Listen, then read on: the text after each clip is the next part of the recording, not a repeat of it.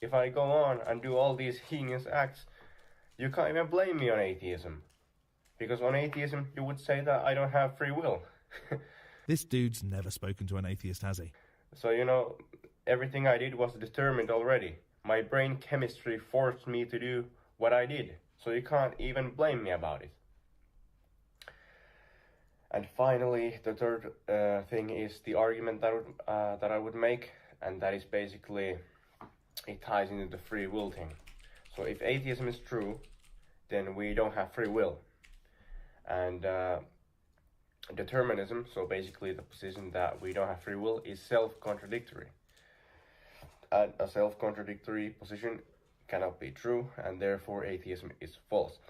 Not believing in gods is false now. You don't even know what atheism is at this point, buddy. You can't falsely not be convinced of something. And when it comes to determinism, if that was even true, responsibility still exists. So for example, if I'm debating an atheist on free will, well, they're gonna actually have to assume free will to come even debate me.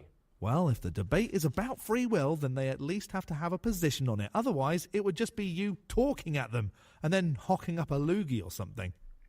They're gonna have to assume the free will to analyze evidence, to analyze arguments, and to come to intellectual truth. If I had a drink, I'd spit it out. You have intellectual truth? What about things that are just true and not true because you word salad your way around them? But that doesn't exist on determinism. You don't arrive at conclusions because of your intellect and your thinking. You arrive at conclusions because the brain chemistry determined you to arrive at those conclusions. You arrive at conclusions because you accept things that support the position, usually. And your debates aren't going to intellectually affect people's minds. The only thing that there is are the brain chemicals that were already determined to act in the way that they act. It's a self-contradictory position. But this video was just sharing my thoughts, and if you're interested in philosophy, you're interested in self-improvement, then subscribe to my channel, and I'll see you tomorrow. That's it? Oh no, there has to be more. Okay, why is atheism a cope? I've got my notes here, and I'm ready this time, atheists. So, a lot of atheists often like to say that religious people are coping. They were born into their religion, and now they're just, they were indoctrinated, and now they're just trying to cope with the fact that they don't believe religion, and atheists have all these intellectual, scientific arguments, and religious people are struggling to respond to them, and religious people are coping. But I would say that a lot of atheists are atheists for emotional reasons. I would say. Not because you know, but because it makes you feel better to not think that folks have a valid reason to not accept magic men in the sky. For example, they had so he's not allowed to have, he's not allowed to say things? He's not allowed to have a feeling? I mean, come on. This guy's so smug. I hate it. a bad experience in church. They heard an emotional argument somewhere, or they were indoctrinated by Enlightenment philosophies. Or Yep. That is the vast majority of them, I think. Well, it's usually a combination of that. It's a combination of the Enlightenment philosophy sort of just permeating our culture, I think. And then usually there is the emotional element. Usually the emotional problem of evil is the most powerful argument against the existence of God, and for good reason. It is a tough thing to contend with, I think. Certainly. Welcome to the channel, to the stream, whoever that may be. I'm gonna throw this Discord link in there in case anybody wants to join it. And we'll see. Thank you for answering the poll. That's kind of a funny poll because I think there's only one right answer. I think everybody absolutely has a worldview, but I'm curious if anyone thinks that they don't have one. That would be kind of interesting to talk about and get into. But feel free to join that Discord. In the meantime, we're just watching this You know, I respect a lot of atheists, and I respect the atheist arguments. Obviously, most of the people that I talk to on this channel are either sort of like very, very agnostic, leaning towards atheism, or they're atheists themselves. But I don't like this guy, the skeptic. He kind of relies on ad hominem, and he finds the weakest link or something. It's like a wolf in sheep's clothing, or a wolf in wolf's clothing, really. He finds someone that doesn't have like their arguments fleshed out, and then he just makes fun of them.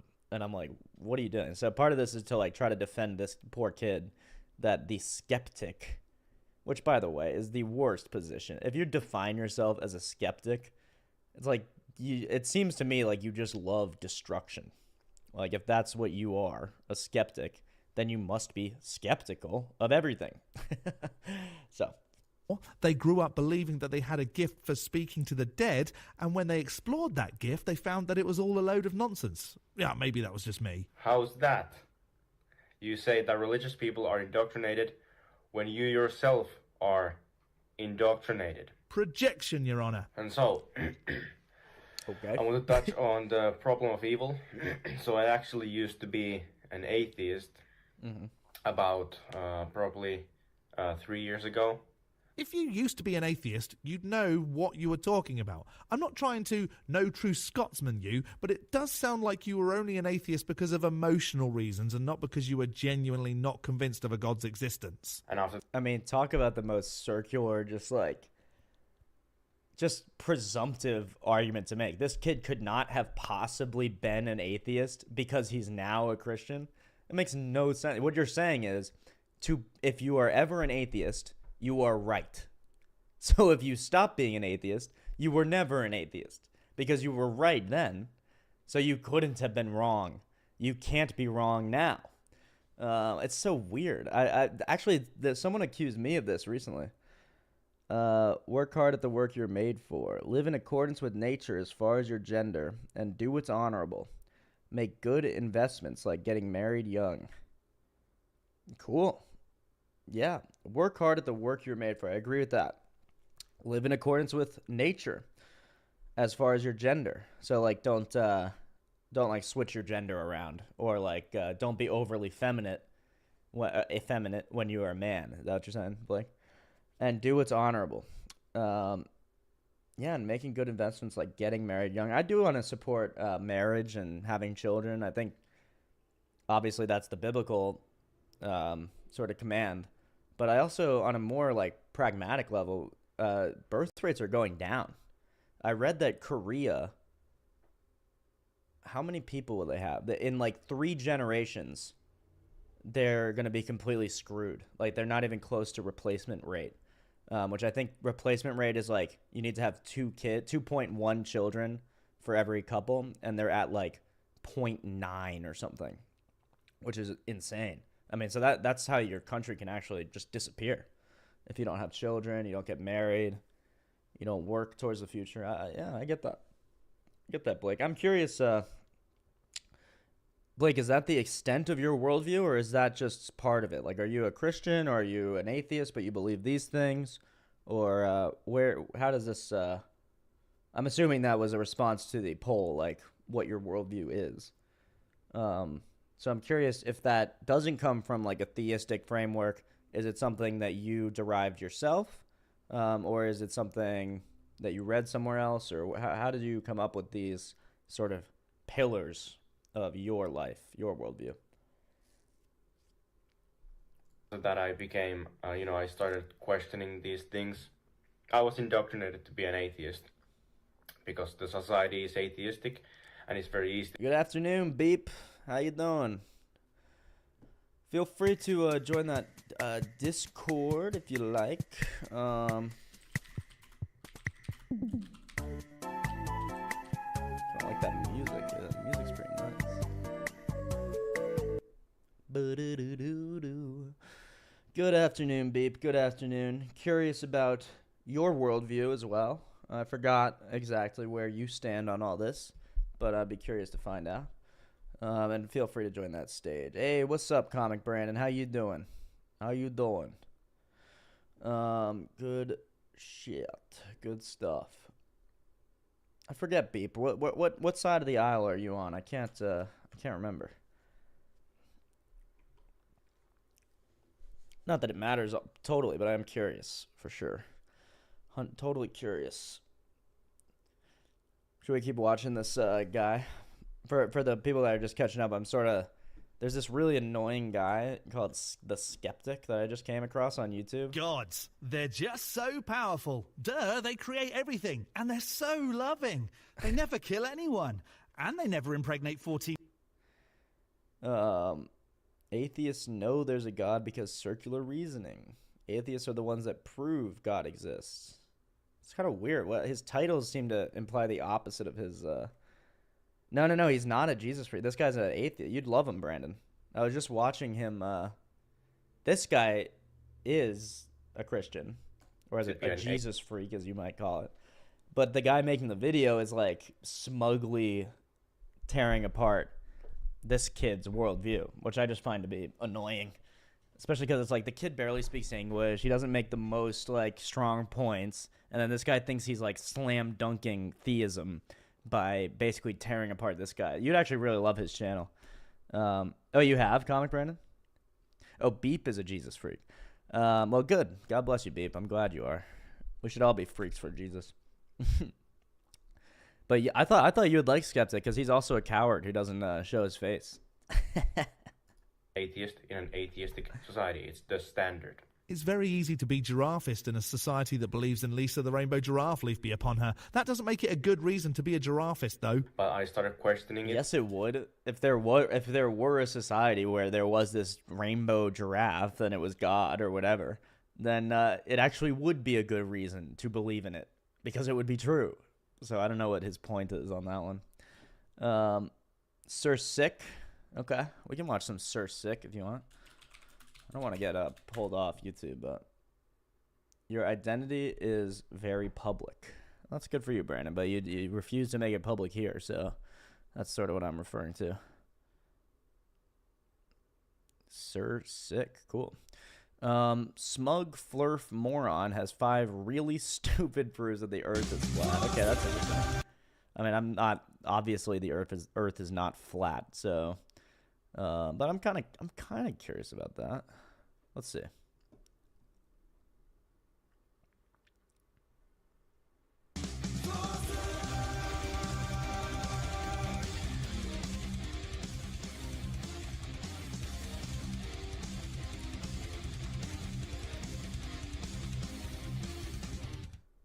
Now, let's explore key elements that challenge the contemporary claim of a spinning globe. Well, if it isn't everyone's favourite idiot. Eric Dubé back again to do another, seriously, me have totally defeated the round earth this time, guys. Sounding as monotone and robotic as he always has. And that's the thing, people have been accusing him of being an AI voice recently, but That's guys, funny. do you really think that he is smart enough to learn how to use any piece of technology whatsoever The successfully? best debunker Way is too much. Okay, yeah, it's probably better to do something that actually, because I'm just gonna agree with Sir Sick in this entire video. Maybe it's more interesting to watch something that I'd probably disagree with, but let's see. Okay, best debunker, Professor Dave. Look him up first.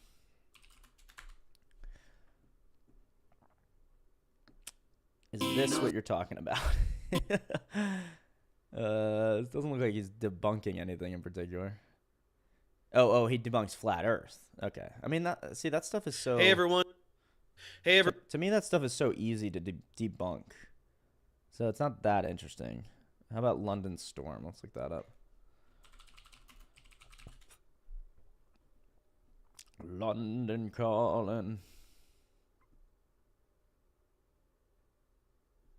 Professor Dave debunked? Wow. Candace Owens versus dinosaurs?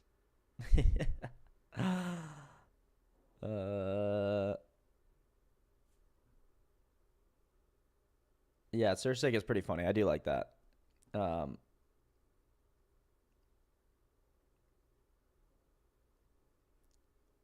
What's going to be interesting here?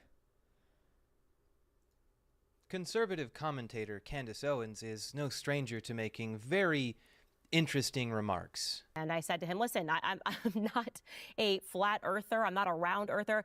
Actually, what I am is I am somebody who has left the cult of science. I have left the mega church of science, because what I have now realized is that science, what it is actually, if you think about it, is a pagan faith. It's hard to respond to something like this, and I think that's the point. Candace Owens thrives on making statements that blur the line between sincerity and provocation. The goal isn't just to challenge mainstream thought, it's to frame any response as either pedantic or hysterical. She wants the critic to take the obvious bait. She wants someone like me to come along and say that she is creating content with the fruits of scientific progress. Every Sir Sick video is like what you just saw, just says about religion rather than flat earth. Well, maybe we should do a Sir Sick about religion then, because that could be interesting. Professor David has a 5-part series dedicated to who? Definitely not me. Maybe to, oh, he does he? Oh, good. Sir Sick, I don't know.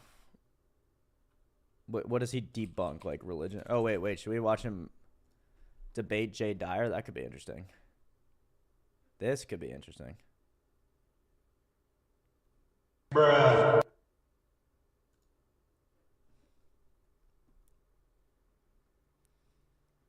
I'll watch it from Sir, even though I see there's a Jay Dyer perspective as well, I'll watch it from Sick's perspective and see if I can catch out what he's wrong about. To Reese, swear it, religi boys. Okay, I mean, I believe you. It sounds like he is a religion debunker.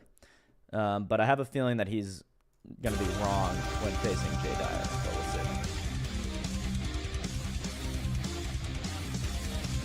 The social inequality crusader. So cool. Why is it about, what is it about the atheist side of YouTube where they never want to show their face? Is it like is it shame, or is it cowardice, or like literally all the Christian or religious people, whether they're right or wrong, they at least have the courage to like put their face on YouTube.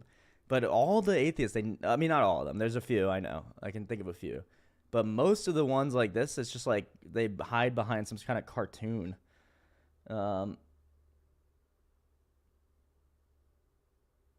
Right, Beep. Yeah, so Sursec mainly goes after... This is why I'm interested in this one, because Jay Dyer argues the transcendental argument, which to me is a lot stronger than, like, probably the people Sursec mostly takes down, debunks.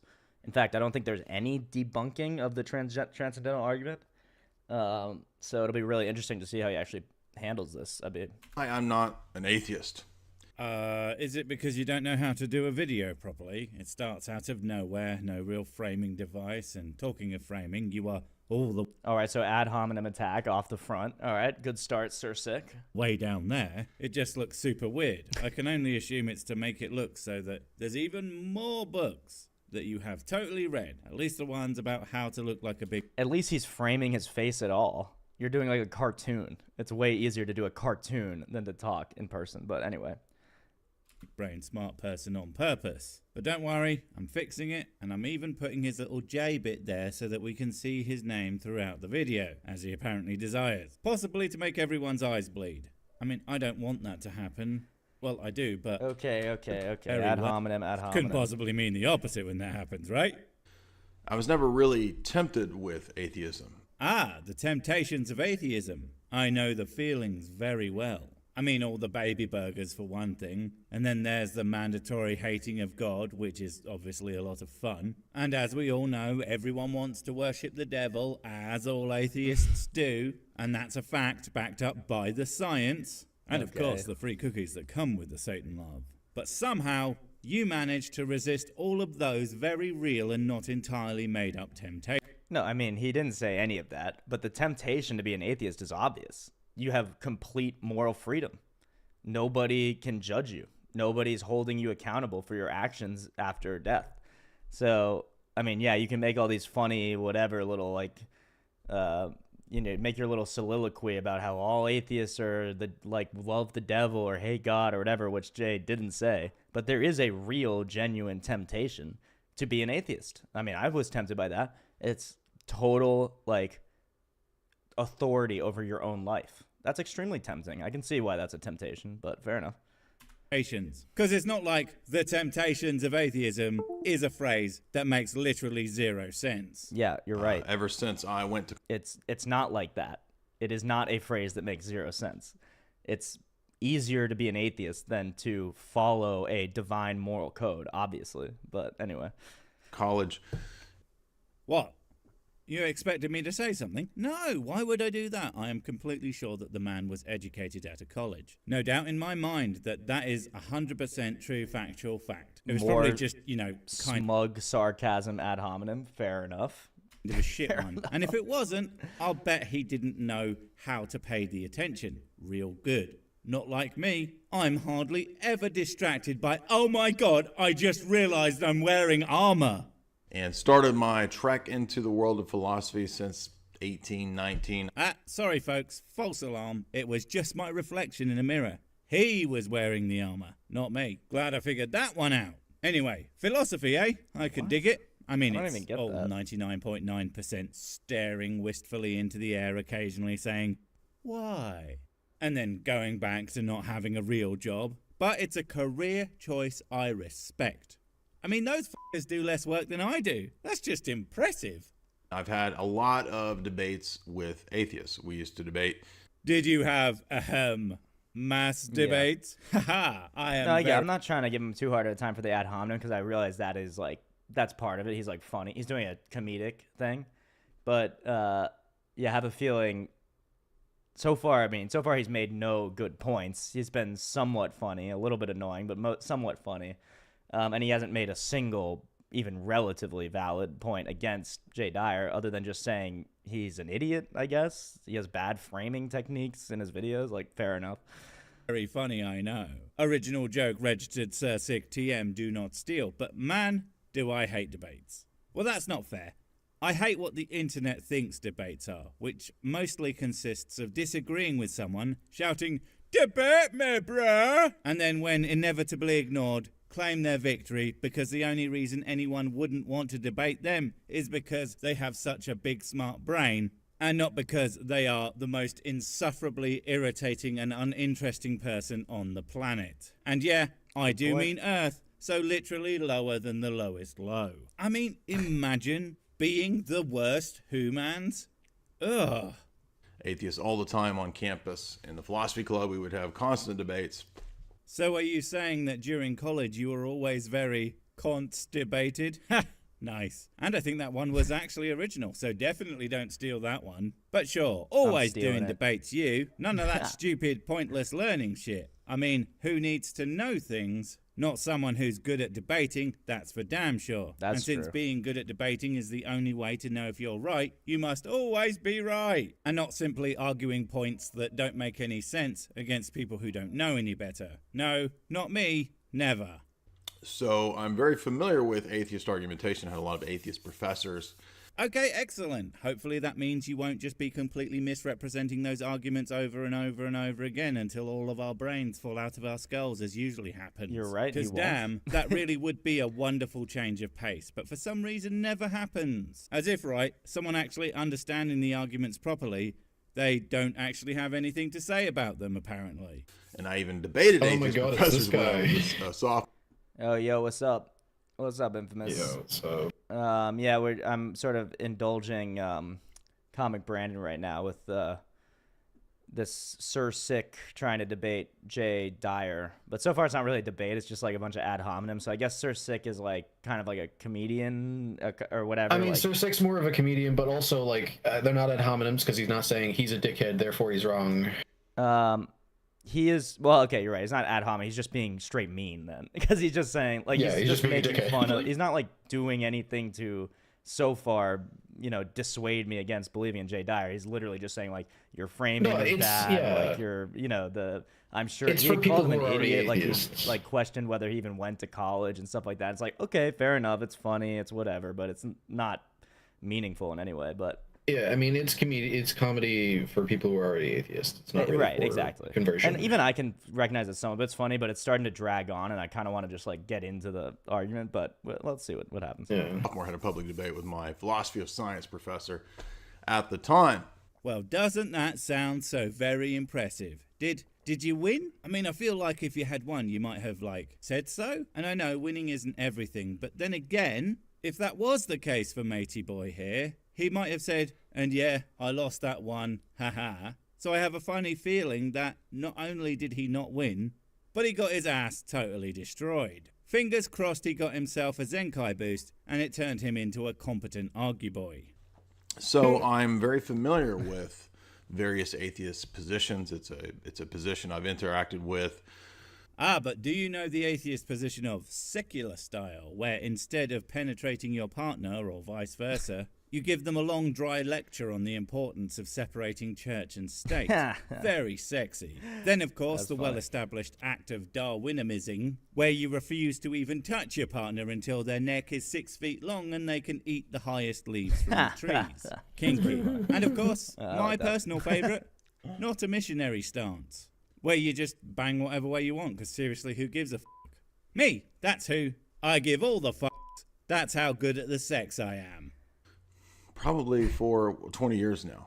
So maybe 21, 22 years. So I want to be as fair as I can. I don't want to give misrepresentations. Well, I hope you don't. I really, really, really hope you don't. 'Cause that is One thing I don't like all- about this creator is that he keeps interrupting. I Like, know, it's he says like five things, and then he's just like, "Oh, I have to make a joke about this one thing that I can make a joke about." Exactly, and you missed it, but he already made that exact same joke. So it's like now he's just. It seems it's like a little bit of like masturbatory or something. Like he's just jumping. No, in it's all just it's just comedy, dude. Like he's just trying to make Yeah. fun of him, But which it's is like a little bit sure. like bad comedy, if from my humble perspective.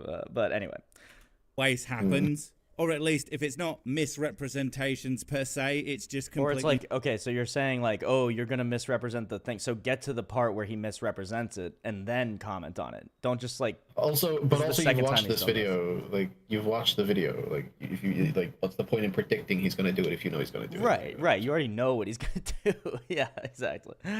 Yeah, Brandon, I realize this might not be the best video, but it's him interacting with someone that I consider to be a strong apologist, so that's why I'm kind of curious about it. Jay but Dyer? He's a pretty strong. He's a strong proponent for the transcendental argument, which I think is one of the strongest arguments. But Sure. yeah. So I mean, yeah. not getting what the position is or means. And of course, the worst is when they're just making stuff up. Those are the most fun. I know that there's a lot of different views that fall under atheism. I know that some people conceive of atheism as agnosticism, just simply saying that we don't know, we can't know. And then other more hardcore positions that there absolutely is no kind of higher being, nothing transcendental, etc. Okay, great. Are you going to actually get to the reasons you aren't an atheist? Although surely you only need one. That Bro, being you cut him off. If Shut you up. let him, yeah. Like if you let him get there. Jesus Christ, dude. I get it. Cool. He isn't able to speak at like Mach 5. Yeah, Like, literally. So I mean, and it's probably like 1 minute into the Jay Dyer video, so it's not like he's taking that much time to get to the. you believe it's been a 6 God minutes. I know it's been 6 minutes, and 5 of those have been Sir Sick just like interjecting these little comments. But I do get that is the point of his channel, so I'm not. He's also British, so I mean. Oh, is it? I mean, yeah, I should be able to. Yeah, tell he's that. British, and then so like. Yeah. What is the Irish-British relationship? Do you guys? There's a little bit of a Terrible. rivalry. Terrible. Yeah. There's yeah. no rivalry. They're just assholes. They're just assholes, right. Like, here's the position. Have Yeah. you ever met someone who doesn't like Irish people? No, not really. To be honest. Have no. you ever met someone who doesn't dislike British people in some way? I suppose I have, but for the most part, I've met a lot more people that don't like British people than people that don't like. I mean, I've probably met Yeah, nobody that doesn't like. it's a Irish people. one-sided cultural debate. Like Yeah. it's not really like everyone in Ireland is But just like loves a you, fun. Britain. Everyone loves a fun drunk though, so that also works in your guys' favor. Yeah, I mean, also we had like a party when the Queen died, Right, and there's people were that. like, "That's so barbaric," and I'm like, you know what else was barbaric? Yeah, Yeah. shut up. I don't know if you saw this. You probably didn't, but it was Alex O'Connor went on a podcast with William Lane Craig right after the Alex Queen died. O'Connor is like the only British person I like. Right. Well, and he also hates the Queen or whatever. Like, he's He openly. hates the Queen. He's so based. Yeah, he's based. I mean, honestly. And so William Lane Craig, as like in classic like waspy like old guy fashion, apologizes to Alex O'Connor like for the death of the Queen. He's like, I was so tragic. I was so sad to hear about the death of your great Queen Elizabeth. And Alex O'Connor just starts laughing. He's like, oh, you don't know my stance on this, do you? Dude, there was a lot of people that said sorry to Irish people thinking they were British about that shit, and he was not good. Yeah, I mean, I can imagine Irish people would have even more problems with the royalty, so to speak, than anybody else. Well, yeah, because like a popular argument was just like, oh, but she was one of the good ones, and it's like, brother, she enslaved us. Like, yeah. Did Ireland? Am I wrong in thinking that Ireland somehow remained a part of the EU or something, or did they differentiate themselves from the Brexit thing, or how did that happen? So okay, Ireland is like 1/3 of us is still owned by Britain. Right. Northern Ireland, it was a voluntary thing. They are not in the EU. Okay. We are the Republic of Ireland. We are in the EU. You are in the EU. Interesting. Yeah. That's fascinating. Well, we could spend all day talking about Irish politics, but maybe we should. Let's keep watching this. I don't think he's going to get any quicker to the fucking argument. Exactly. True. Right? True. Because the thing about those two types of atheists, they both don't think God is real. Be that they think that it's a fact of the universe, or simply that they do not know. Either way, they don't think he's real. But you know, it always sounds like some of y'all think that some atheists believe in God, which, well, they aren't atheists then. Yeah, I don't That's think not how that works. Jay Dyer I hope you ain't one of them either, because, oh, goddamn.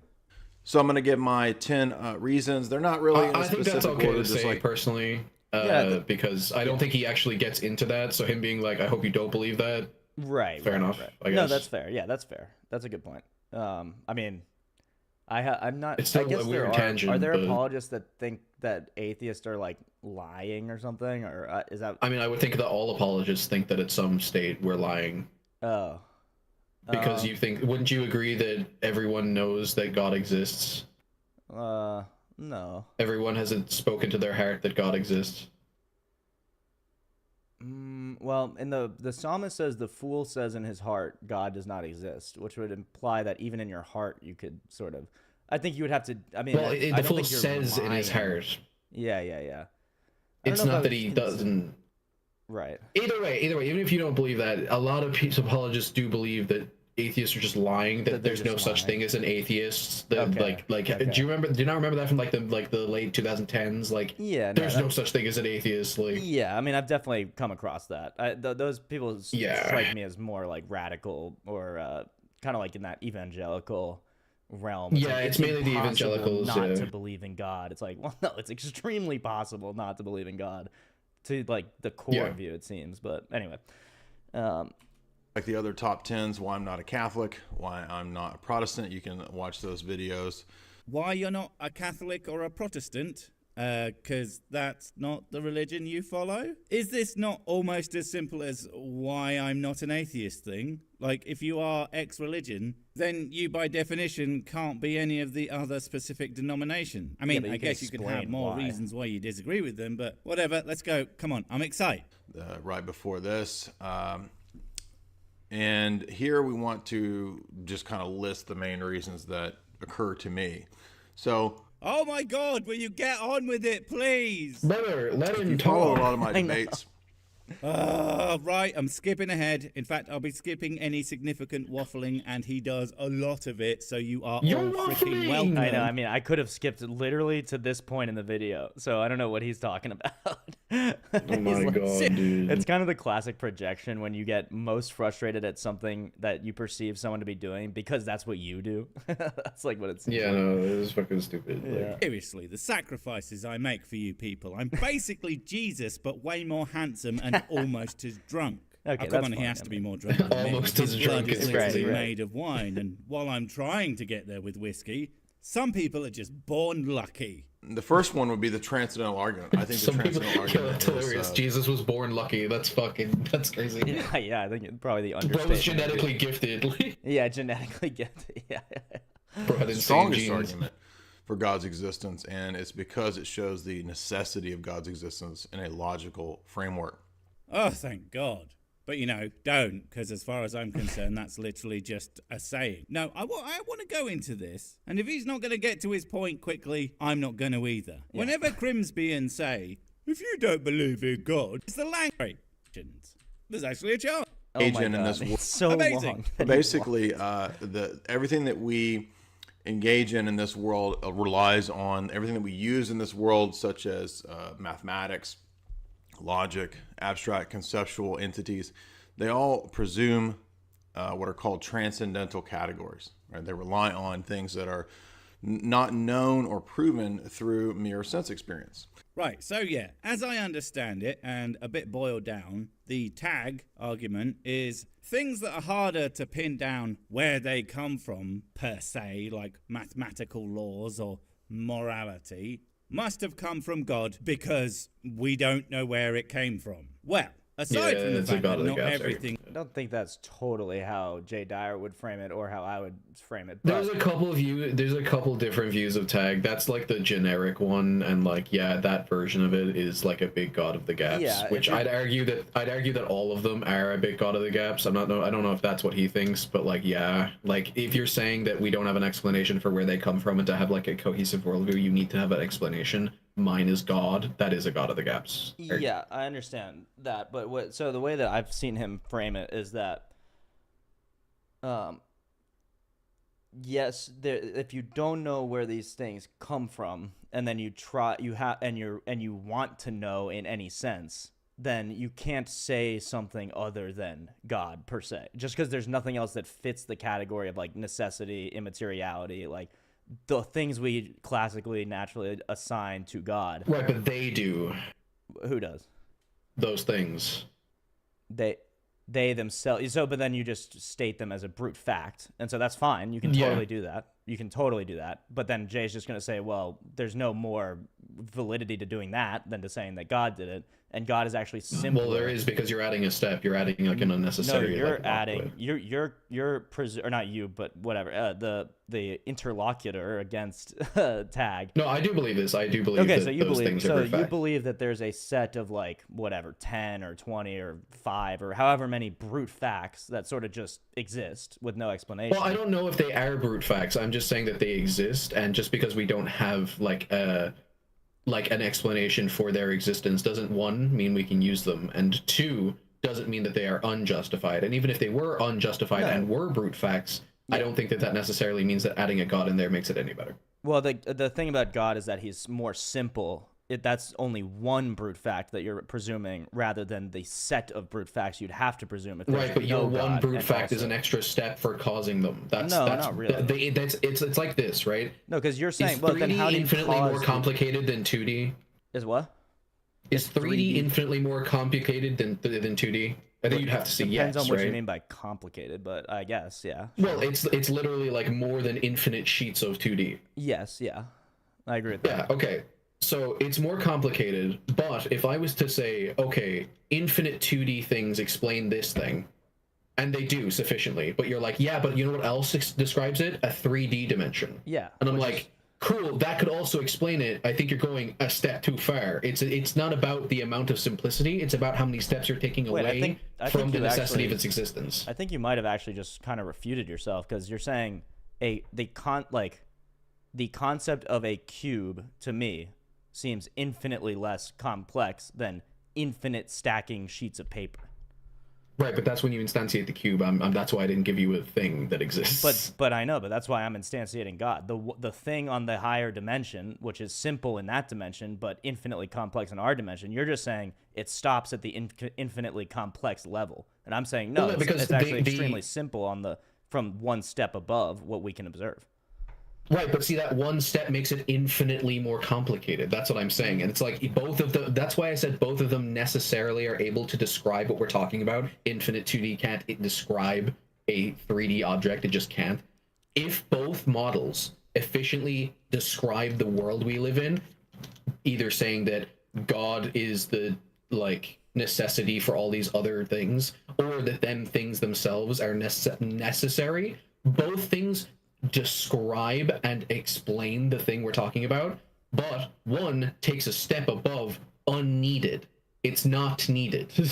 I'm not sure if it's not needed, but let's continue with Jay Dyer, and we'll see if he has some sort of response to that. But I think the simple God, it's like it is needed if there's going to be a cause of the infinite complexity or whatever, even the like finite complexity, whatever brute facts that we can sort of pin down. It seems like there would have to be a cause of those facts, and to say that there could not be a cause or there could be a cause or whatever seems less obvious. Well, the initial brute necessity, the initial brute necessity would be just necessity. Like, what is necessary? Yes, and so then the classical theistic definition of God is the necessary being. So if there is, there is a necessity. I don't think that works though for like God. You're just essentially saying necessary is God, and it's like that's not what God is classically at all in any form of theism. that is definitely one of his attributes in class. Yeah, it's one of his attributes. You can't tell any of the other attributes from tag. Therefore, tag doesn't prove God.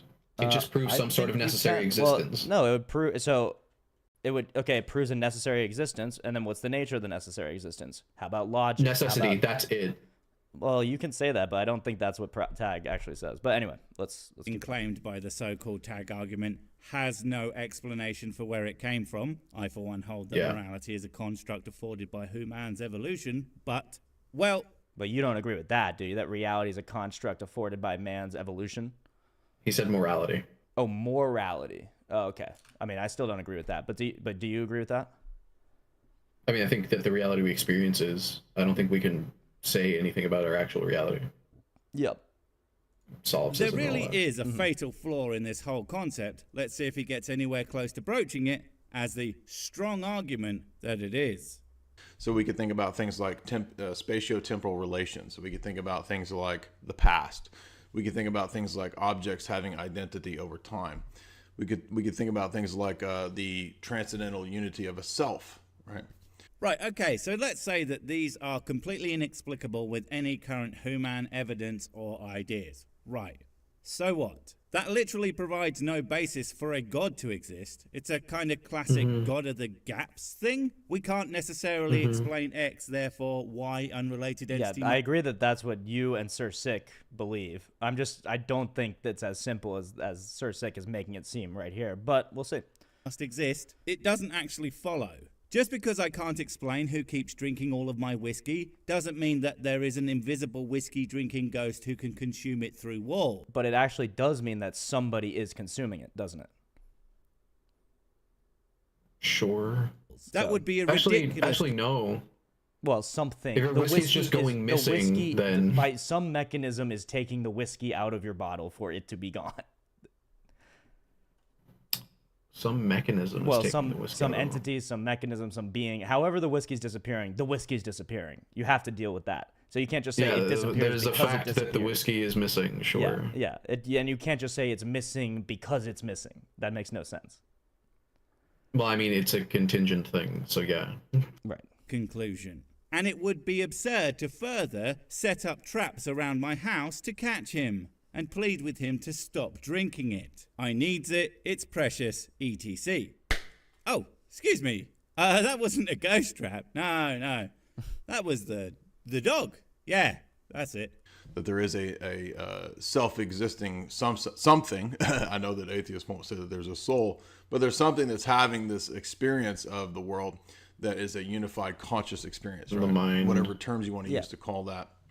It's called a brain. Now, I know that this might be an unfamiliar concept to you, but a brain is a machine made out of meat that lives inside a person's head. But it is very badly designed because it uses volatile memory. That's why when you leave it off for a moment too long, you can't reboot the person operating system, and the beef computer is what we call the dead. And if there was some kind of cloud-backed up copy, you would be able to restore the person operating system. That doesn't follow, but fair enough. God is the cloud. Yeah, I mean, that's an interesting way to put it. But also, just if there were a backup operating system in the cloud, just because you can't restore the data in the beef computer from the cloud doesn't mean there's no like cloud. Apple has all your information. It doesn't mean that you have access to it. Right, exactly, yeah. So the stupid POS stays dead. These are, in philosophy, titled things like transcendentals. They're things that are assumed for the possibility of reason or logic at all. And if you were to deny any one of these, you would actually undercut and negate the possibility of logic or philosophy or reasoning or meaning. Oh yeah, no, Well, I'll tell you right I now. disagree with that. But really? So Sorry, what okay, could I might have misheard him. Did he say that if you were to deny God, that would be the case? No. If you were to deny the transcendental categories, which I think most usefully, Oh. because I don't know all of them, but like the ones that we were talking about were the laws of logic. So if you deny those three, the law of identity, law of excluded middle, law of non-contradiction, then you're undercutting anything you say after that, pretty much. Mm-hmm. That's all he's saying. He hasn't mentioned God yet in the argument. Mm-hmm. Oh, there is no meaning. Logic is just a human invention used to explain concepts in a consistent fashion. And philosophy, well, I think we all know how I feel about philosophy. I mean, so what Sir Sick just said about logic, I think, well, tell me if you're wrong, but I think we're both going to agree that that's just wrong, that we didn't invent logic. He's just like I think we did invent logic. The laws of logic are as we describe the laws. The laws of logic. Those are self-existent before us and after us. Well, I also think that we invented and discovered them. Like in the same way that we invented gravity, it's as we describe it. It's not really. Okay. Gravity isn't. You have a very strange use of the gravity. word invent, then. I mean, I hate words. Anyway, I know. I mean, he's very clearly like a logical realist. I don't ascribe to that. So okay, cool. It makes me mad, so mad that I get all philosophical about it. That's just a fancy way of saying that I go and get drunk. Or knowledge whatsoever. And so that's why they're so strong and so powerful, is that they're necessary for a worldview at all. But even if that's true, they don't support the God done it at all. And even if they did, you would still have to prove which God done it, which you can't because none of the umpteen zillion God boys have any concrete supporting evidence whatsoever. And until you do, I'll stick with the knowns. There is a universe. The universe contains the things that we know. The universe probably did them. But who knows? Okay, now let's all go play some video games instead of starting war. But I do think the laws of logic are prior to the universe. They're self-existent before any we don't know that. Universe. We don't even know if before the universe makes sense. So. Well, okay, but he's saying the universe did it. But in order for there to be a universe, there must be a law of identity. Right, but that's when it exists, which means not in order to be, but in order for it to be. But he said the universe did it. So that's just a failure to acknowledge that the law of identity, maybe not in like a time sense, but must be instantiated, must be prior, must have some reality before there can be any unless the universe has some necessary existence. What's that? Unless the universe has some sort of necessary property, like but then for instance, that would logic. be a truth claim, which must not be contradictory. Or do you see what I mean? I mean, I wouldn't think that you would think that logic is necessarily separate from the universe. No, I don't think it's necessarily separate, but it must be. Well, it's just a different type of reality. I don't think that it's separate from the universe. Totally. So I just think it's a little misleading, and maybe he didn't even mean it like this. But to say that the universe did it implies that the universe created the laws of logic, when at the very most we could say they were instantiated at the exact same time as each other. I think that's what he means, though. Like when it says it's because it's more of the universe does what it does rather than the universe decided to create the laws of logic. It's not like that. It's more a property of it. I'm saying logic doesn't come after universe. They either come at the exact same time or logic is prior. Sure. Okay. Laws about fake gods. Okay, thanks. Bye. Now, a person can theoretically deny these things and continue to have a worldview, pragmatically speaking, but at that point, they're just some people deny the law of excluded middle, for instance. Right. And I think that makes your worldview fall apart, in my view. But I know you can obviously hold all sorts of crazy stuff. It doesn't fall apart because mathematics supports the view in a lot of ways. It's just that it's a bit beyond my pay grade, but it doesn't make it fall apart. It's just different. It's just different. It allows for some mathematical problems to work. Okay. Like some things that don't have answers or give you the wrong answer when you have the law of excluded middle no longer do that if you get rid of it. Interesting. Okay, yeah. It's literally only with that though. It's not with the other ones. Right. It's the law of excluded middle. Right. You at least need a couple of these things for non-contradiction. Yeah, like the law of non-contradiction and the law of identity are necessary. Okay, Comic Brandon's getting sad because we're ignoring him, but Let's see. Oh, welcome, Discerner. Discerner, welcome to the chat. Throwing the word infinite around. We are throwing that pretty flippantly around. We were earlier. So, yeah. I think I only said it like 3 times. Yeah, exactly. You kind of just have to assume some word. You kind of just have to give up the fight a little bit. Give up some ground on some words in order to, like, not drive yourself absolutely insane. Okay, so if I snipe at Sir Sick Enough, that's true. He'll respond, and then I'll get a bunch of... Not what I was doing this for, but that would be a nice outcome, wouldn't it? Yeah, him consuming it. Yep. Therefore, missing because it's missing. Yes, queen. He said the king. I didn't think this was a good example, but he went and binged the whole thing towards the end. Bingoed the whole thing. Toward the end. I don't even know what that's referring to, but anyway, Brandon, keep it up. Thank you, brother. Appreciate you. Being inconsistent. You said you didn't think that the video was a good idea.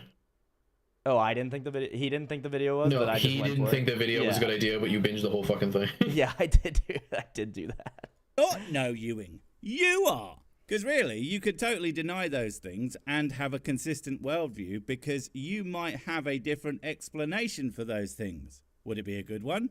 I don't know. No, but you couldn't deny the things themselves. You might have a different explanation like you do and have a consistent worldview, but you couldn't deny the things themselves and have a consistent worldview. I think he's calling those things the things. That's what he's doing. Got you. It's not inconsistent to disagree with you. In fact, it would seem that would be consistent with most humans to disagree with you, no matter what. But that's not the point. That's Jay Dyer never said it's inconsistent to disagree with me about the source of these transcendentals. He's saying if you deny the transcendentals themselves, that's what's inconsistent. And but you could deny a few of the transcendentals, like for instance the law of excluded middle. Okay, fair enough, but some transcendentals. Just not all of them. Yeah. What the specific disagreement? Because you. And so when we bundle all of these things together, these transcendental categories, we get absolute proof for God that is completely undeniable, right? You certainly couldn't easily refute it dozens of ways, as many have multiple times. I mean, I certainly didn't Google transcendental argument for God debunked and wasn't absolutely inundated with very, very strong and often deceptively simple refutations that make the whole idea fall to pieces immediately. No, it's defo the strongest. And, honestly, it very well could be. But that would be like being the strongest wet breadstick supporting a house. That shit's gonna break just as fast as the rest, at least as far as anyone can tell. That are necessary, again, for cognition, for meaning, for objectivity, etc., for consciousness, for knowledge, for ethics. And then what we get is a bundle that doesn't stand on its own. How do we justify those things? Do we just say that they are? Yes, because you can. Or you can make the pragmatic assumption, as most rational people do, with most things we don't yet know, and say, we don't know yet, let's see what we figure out. Instead of going, aha, there is a hole that I can fit my thing into. But as we all know, with holes, many different shaped things can fit into them, as long as you're brave enough. Doesn't actually mean you should put them in there. Yes, that was an everything is a dildo joke. That's why they call me Sick, the classy crusader. Well, they actually do need to be grounded. They need to be made coherent, and they need to be strung together, so to speak, on a... I don't know if you can make that like a golden... Yeah, I mean, I don't see why they don't have to be...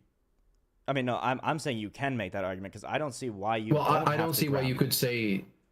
Well, here's the thing, is I don't think they necessarily need to be grounded. I think it would be easier to think about if they are grounded. But, like, here's the thing.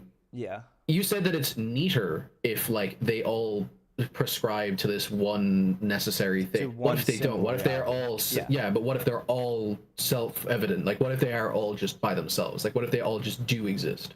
Right, then you would have the very ground of being itself be this multiplicitous sort of like different things, and that's possible. I'm not saying that's impossible to hold that belief. That's probably not. Which is why I'm saying that the need is not right. I think it would be simpler. Yeah.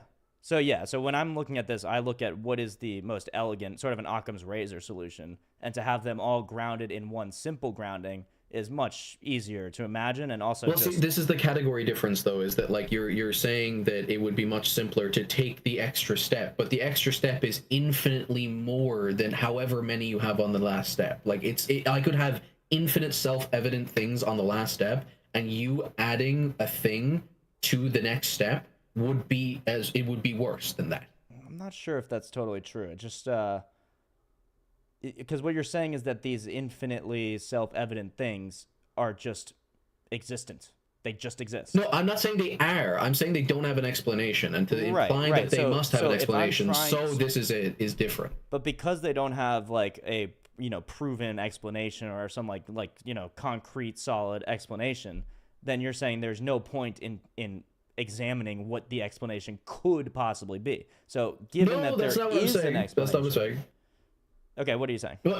So first, two things. One, I'm not saying we shouldn't investigate what the answer is if there is indeed an answer, right? That's the first thing. Two, I don't even necessarily think there must be an answer. That's what I'm disagreeing with him on. He's saying there needs to be this kind of answer behind them all. That's not true. Right. We can investigate for one, but personally, I think all of the laws, like these self-evident laws, at least in some way reference themselves into existence. Like, for instance, if we want to just take the 3 laws of logic, they all intuit each other. Right. They don't need some sort of external thing to justify them because they justify each other. One implies the other two. Right. So it's like one big law of logic. That's why you can talk about them all at once a lot of the time when we're talking about the laws of logic. Like, so if they're all like that, that doesn't need to go to some other external one necessary thing, because they are the one necessary thing. They're all interlocked. One implies the rest. Yeah, but then now what do you do with all the other transcendental categories? So you're going to say those are separate. Maybe they reason themselves into being, or they create themselves, or however. Maybe all the transcendental categories actually infer themselves too. Like, who knows? Obviously we can get into the transcendental forms, but like. Right, and I'm just saying that seems less likely than all of them coming from some ground. But why is that less reasonable? It's less reasonable because you're implying that all these things just exist with no explanation. Right, but we know that they exist. That's the thing. The thing that you're saying that posits their explanation, essentially being magic, is an explanation for anything. It's an explanation and grounding for anything. It's been that way for anything. It's a possible explanation for this. And so if I actually don't even know if it's possible. Well, we'll see. Golden string of pearls that strings together all these transcendental things, and that is the mind of God himself. See, you just add things like they need to be strung together, but you have to prove that they need to be. Just because you say that they need to be doesn't mean you are right. That's merely what you want. And even if they are linked, I mean, everything is in there. They are part of our existence way, but again, the mind of God, that is just a total supposition on your part. You have nothing that leads you to that, apart from deciding that's what it must be. But quite frankly, that's completely asinine. But given no other possible hypothesis, so the mind of God, I'm going to put it maybe less strongly. No other possible hypothesis? I mean, you don't have another hypothesis other than these things are just self-existent. They exist. They create themselves. They pop out of nothing into existence, and then that sort of informs the rest of the existence all the way down. But are you saying there's no other possible existence isn't like I feel like there's an air of arrogance there? Sorry, not possible. But just there's no other hypothesis presented. So if you're just going to say that's an argument from ignorance. That's an argument from ignorance. Saying that there is no other answer, so I'm going to go with this one, is definitely an argument from ignorance. Well, then I guess I'm an ignorant guy because I like that. Because what am I going to do? Just admit that I don't know anything? I mean, I don't know.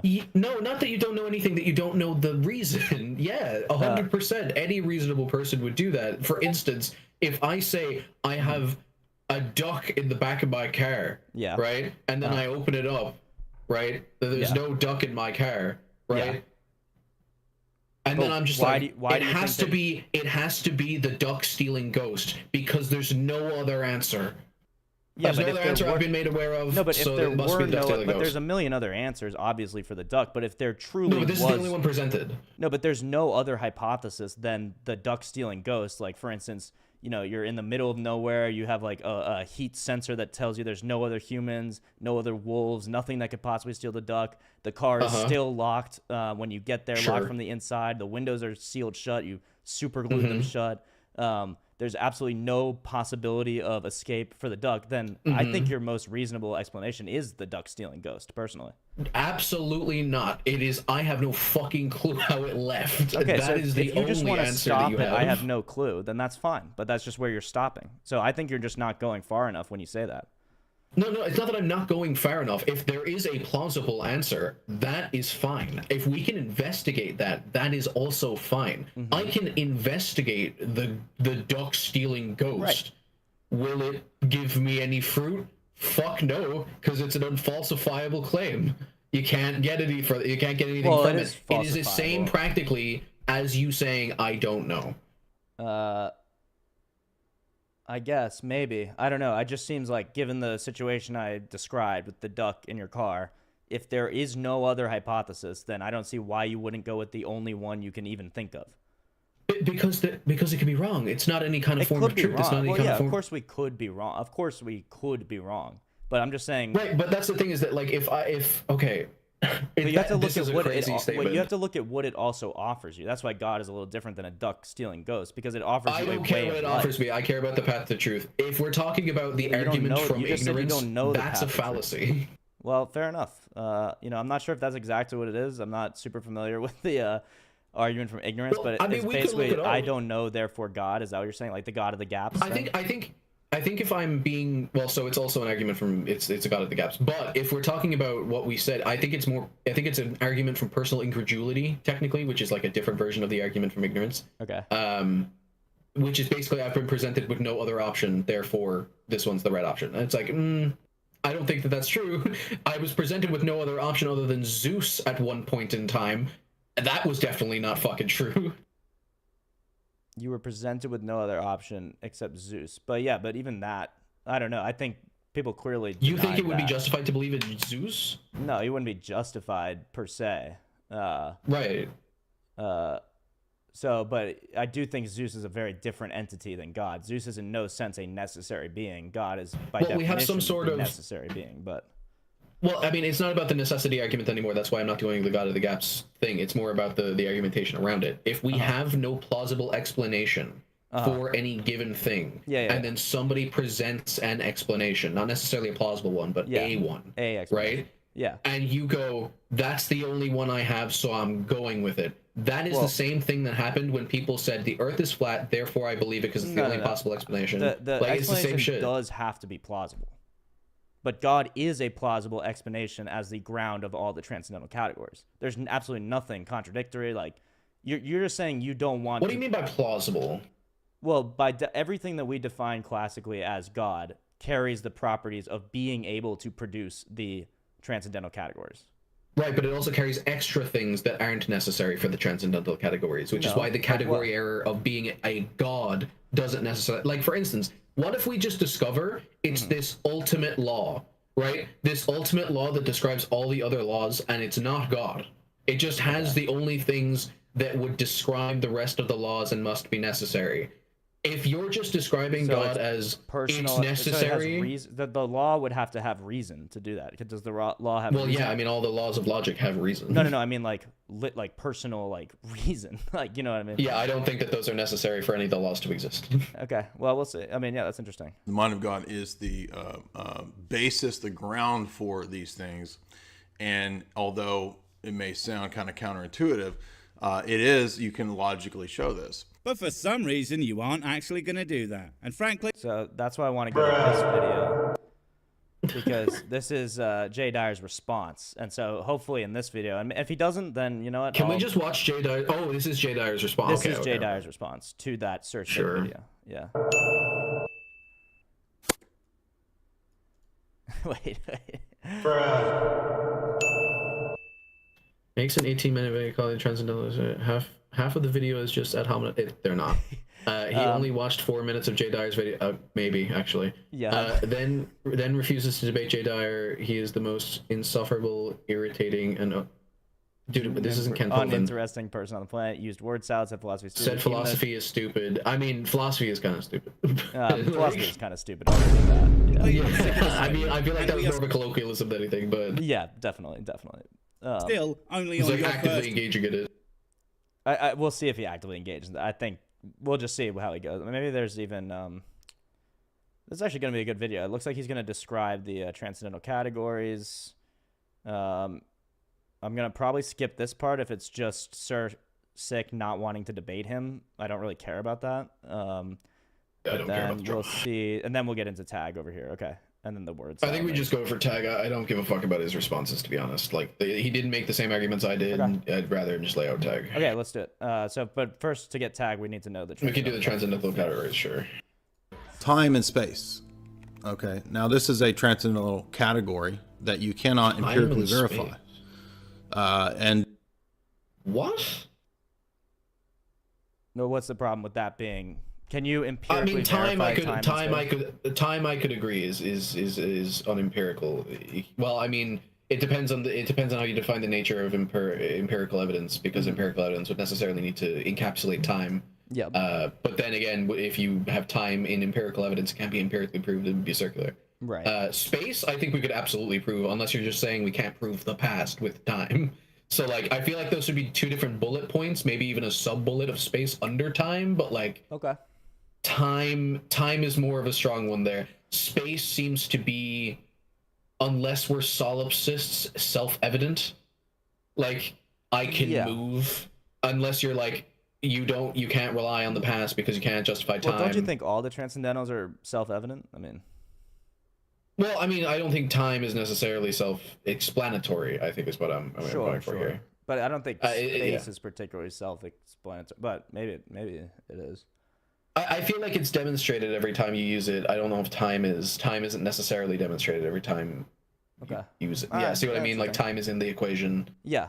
I guess I see. Yeah. Well, let's see if he fleshes it out. If he doesn't, we can get back into it. But it's also time and space. You know, they're kind of linked, I guess. So yeah, I wonder if he actually fleshes that out, because I would be interested to see why those are so necessarily linked. I mean, I see it from the Einstein thing, space-time, time-space. I imagine the self, but like space-time fabric is kind of transcendental. Sure. Yeah. As for the self, I'm sorry, I was going to give my on these before he explains them. Sure. Yeah, I'm curious. Yeah, go for it. The self. It's pretty. You can't. That seems transcendental I think to me. I think no, as in transcendental. Sure. I don't know if God is necessary, or even like this necessary kind of existence at the end of the argument is necessary for it. If he doesn't end up saying that, that's fine. I just think the self is also, I think it's the only thing that is self-evident, actually. Right. But again, transcendentals typically are self-evident, so that's okay. Yeah, I mean, I think the self stands above all of them. To be quite honest with you, it's the most self-evident thing. Sure. Words and meaning. Yep. Are transcendental. Yeah, I think they stem from us, dude. Like, I think he's talking about like ideas and shit. Us, but I think that's just a difference in our worldviews. I think we make meaning. I don't think the universe has any innate meaning. Which Right. But if the universe has no innate meaning, then you don't either.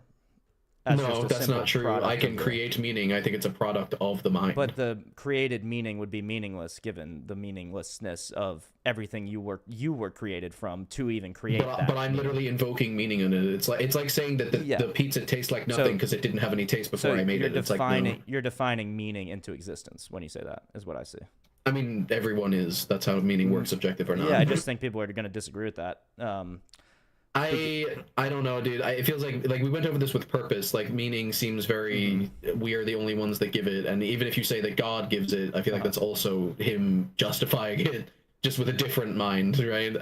Yes. The past seems to be time, so whatever. Yeah. And the universals, I feel, is another. I'm not sure exactly. Weird way to just say transcendentals, but sure. That's what I think too. So I'm not sure exactly what the difference between universals and transcendentals are. I think when he says universals, he just means some things that stem from the transcendentals. Yeah, I think that might be true. Yeah. Okay. It's weird that he has time in here twice. We have a few comments here. Philosophy is stupid, said people philosophizing. Exactly. That's the point. It's just funny. That's the point. That's a joke. Yeah. Time is weak to me as a transcendental. Okay, Brandon, fair enough. We can just say things are self-evident. Yay. I mean, things are there are things that are self-evident. Certainly. At least one thing that you exist. Okay. Yeah, the whole thing with words and meaning being self-evident is a bit weird, because I don't Yeah. think babies find them self-evident, but... I think they actually do, just by the very fact that they can learn them. So what if it's what's self-evident to me isn't self-evident to you? Whose self-evidence wins out? Yeah, that's why you have to be really sort of like conservative. That's why this is a small list. Yeah, it's a small list of what's self-evident. It's not like, even like, I don't even know, like... The fact that you used words just there means that you were both able to remember them, which means you include the past and the self and time and space and the rest of the universals and the words and meaning. Right. And logic and even the... Unless you're brain dead, these are pretty self-evident. Right. All right, I'm out. We're into nonsense. Brandon, then you were never in, brother. Yeah, as Discerner What the fuck do you come here always for? has been. Yeah. Okay, let's continue. Unless you have any more comments about these. No, I just wanted to get through them and give my initial thoughts. Low IQ reply of, well, I have a watch. Your watch is not the same thing as time itself. Time itself is some kind of abstract category. Doesn't matter what you want to define it as. Point is that it's not proven to exist merely by empirical investigation. Yes, I know it's a measurement. It's a measurement of the rate at which light travels or whatever. It doesn't matter. I don't care about how you define it. The point is that it's not defined or known merely by empirical investigation. But it's presupposed in the way human... It's not defined or known merely by empirical investigation. Well, I mean, it's definitely known by empirical investigation because empiricism literally uses time. But it has to have time before it can use it. Oh, no, I agree with that, but That's to say it isn't That's all he's saying. It's not empirically... merely... It's presupposed. It's preconditional or presupposed. Like, it's not merely defined by... Time exists whether we're empirically examining it or not, essentially. I don't know. It seems like a weird. It seems like a weird semantical argument, that he would make anyway if he made it. I can see why you're pointing it out. Okay, well, let's humans see. Interact in the world, right? We experience the world from beginning to middle to end. There's no human being on the face of the planet that experiences things in reverse, right? And we also experience and learn things within a spatial field. A visio-spatio-temporal field. That's how we learn things. There's not a human being on the planet who does it in a different way. We are beings constituted such that we learn things in a spatio-temporal field of vision, right? In the here and the now. Well, how do you prove that empirically? You can't. It's an assumed transcendental precondition of knowledge. In philosophy, titled things like transcendentals. They're things that are assumed for the possibility of reason or logic at all. And if you were to deny any one of these, you would actually undercut and negate the possibility of logic or philosophy or reasoning or meaning. Well, I'll tell you right. I think that's sort of the point maybe of the words and meaning. So if you just presume that words don't equate to meaning or words and meaning are not connected, then you are undercutting any conversation you have about it. Wait, so he's talking about the connection between words and what they mean? Well, I'm not sure. I don't want to put words in his mouth or whatever. Maybe he'll get to it more specifically. But we were talking about why include words and meaning in here, and why include what were the other things we included that we were confused about? I think that was actually the one. I think so at the bottom. I didn't even see that. But I think when we paused, the light was the lighting or something. Yeah. So ethics, that's interesting. Interesting. That's probably a whole other debate about moral. Yeah, that's like a second debate. It's unironically harder than all of them. Universal. We don't have to claim no being that experienced time backwards. So, Discerner, you can imagine, or there is a being that might experience time backwards. I don't think you can prove that there isn't. Okay. I think, but you have to presume that things happen in order to have like a logical discussion. I think, but. Well, not for transcendentals. They're transcendentals. Okay. So anyway, so in terms of words or meaning, if the transcendentals are necessary for having any logical, building any kind of worldview or having any logical conversation, then you must assume that words have meaning. That's what I think this is leading to. Well, no, you don't have to assume that words have meaning. We just ascribe meaning to words. That's how languages come about. But that's not what we do. We ascribe words to meaning. No. Yes, you see an apple first, and then you name it an apple. Yeah. So that's. I'm not talking about items. I'm talking about ideas. First. Yeah, but same with ideas. So what you're always we ascribe meanings to words. Like, for instance, like if I come up with the idea of a schmorbledygook. Schmorbledygook is now its thing. I came up with the idea. The idea didn't exist before I came up with it. Yes, it did, because you put a word. You even think said all ideas exist before they exist? All ideas exist before they have words to describe them, certainly. No. I'm saying we come up with the idea and then ascribe the idea to a word. No, we ascribe the word to an idea. So you came up with some idea, then you called it schmobbledygook. So I'm pretty sure we're just saying the same thing in reverse. I'm saying you ascribe the idea to the word. You ascribe... Which is also what you're saying. You're saying you slap the idea with a label, which is the word. Right. So maybe... Right, we're agreeing. But I think we are agreeing, but you're kind of doing a confusing thing, implying that the word is somehow prior to the idea, which is just not true. No. I'm not saying that. I'm saying that words are simply tools we use to encapsulate ideas, but ideas don't exist before, like, this state of us coming up with them. Like, that's why I was confused, because I thought you were like... ideas exist before we come up with them, and I'm no, I'm just saying ideas exist before we have words for them. That's so right. Would you agree that ideas don't exist prior to us coming up with them? Ideas don't exist. Yeah, no, of course not. Yeah. Then I don't think words and meanings should be transcendental.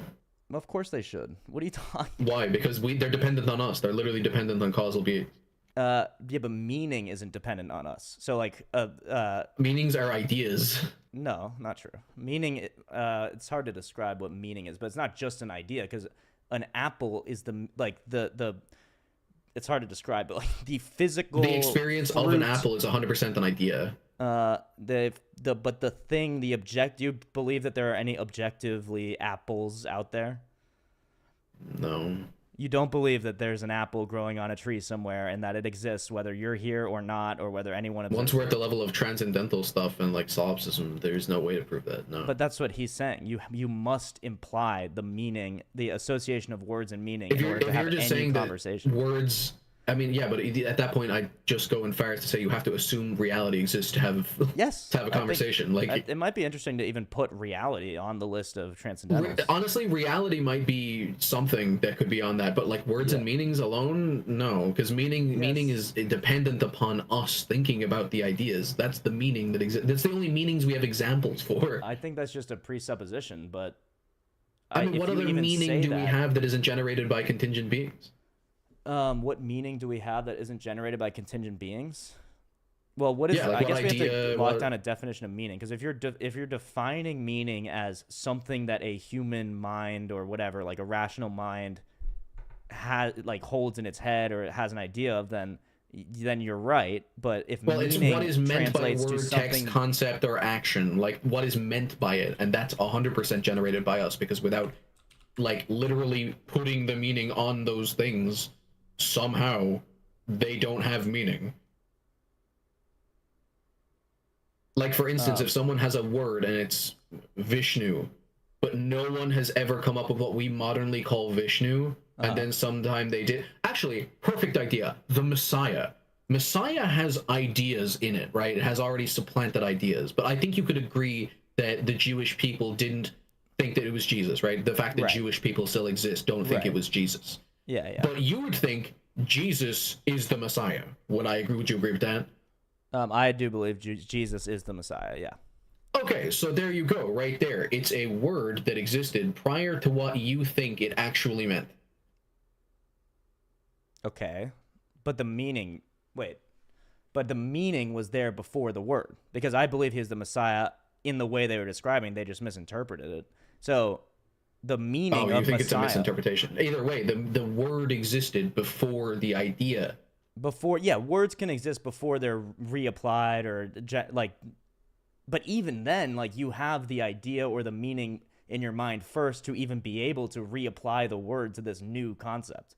Sure, I agree. Obviously, the idea had to be the word. When we generate words, we have ideas before we generate them, right? Yes, I'm just saying that in this example, it was repurposed. Yeah, I agree. If we can agree that the meaning is generated by us, I don't think it should be on transcendental because it's dependent on causal beings. I just don't think the meaning is always. I think we can generate meaning, obviously, but I don't think the meaning is always generated by us. Like the. But what meanings aren't generated by us? We ascribe words. Like the meaning of apple, tree, ground, bed, like things that just exist, regardless of whether we. But you can't prove that they exist or have absent the ideas mind. about them or whatever. And so I guess that you're just saying that meaning necessarily implies like human cognition. And I just don't think I think that it implies mind cognition. Sure, like for instance, cognition. if you're talking about like an apple outside of solipsism, like you can't prove that that is an action that exists separate to your concept. Which is why it's a transcendental, which is why we have to presume it to exist, which is why meaning is. Well, no, because it's dependent on one of the other transcendentals. It's dependent on the self. That's why I think self is the only thing that needs to be there. And if you're assuming that reality is what he means by words and meaning, then just put reality there. I don't think words and meaning necessarily need to be there. All right, I think we're getting a little nitpicky here, so let's keep going on my part as well, where we're just getting into this like, weeds, where maybe it's not even necessary to get into. But maybe for now, just if it eases your mind a little bit, then replace words and meaning with reality. Is that okay?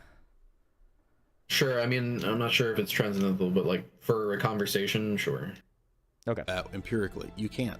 It's an assumed transcendental precondition of knowledge. In philosophy, titled things like transcendentals. They're things that are assumed for the possibility of reason or logic at all.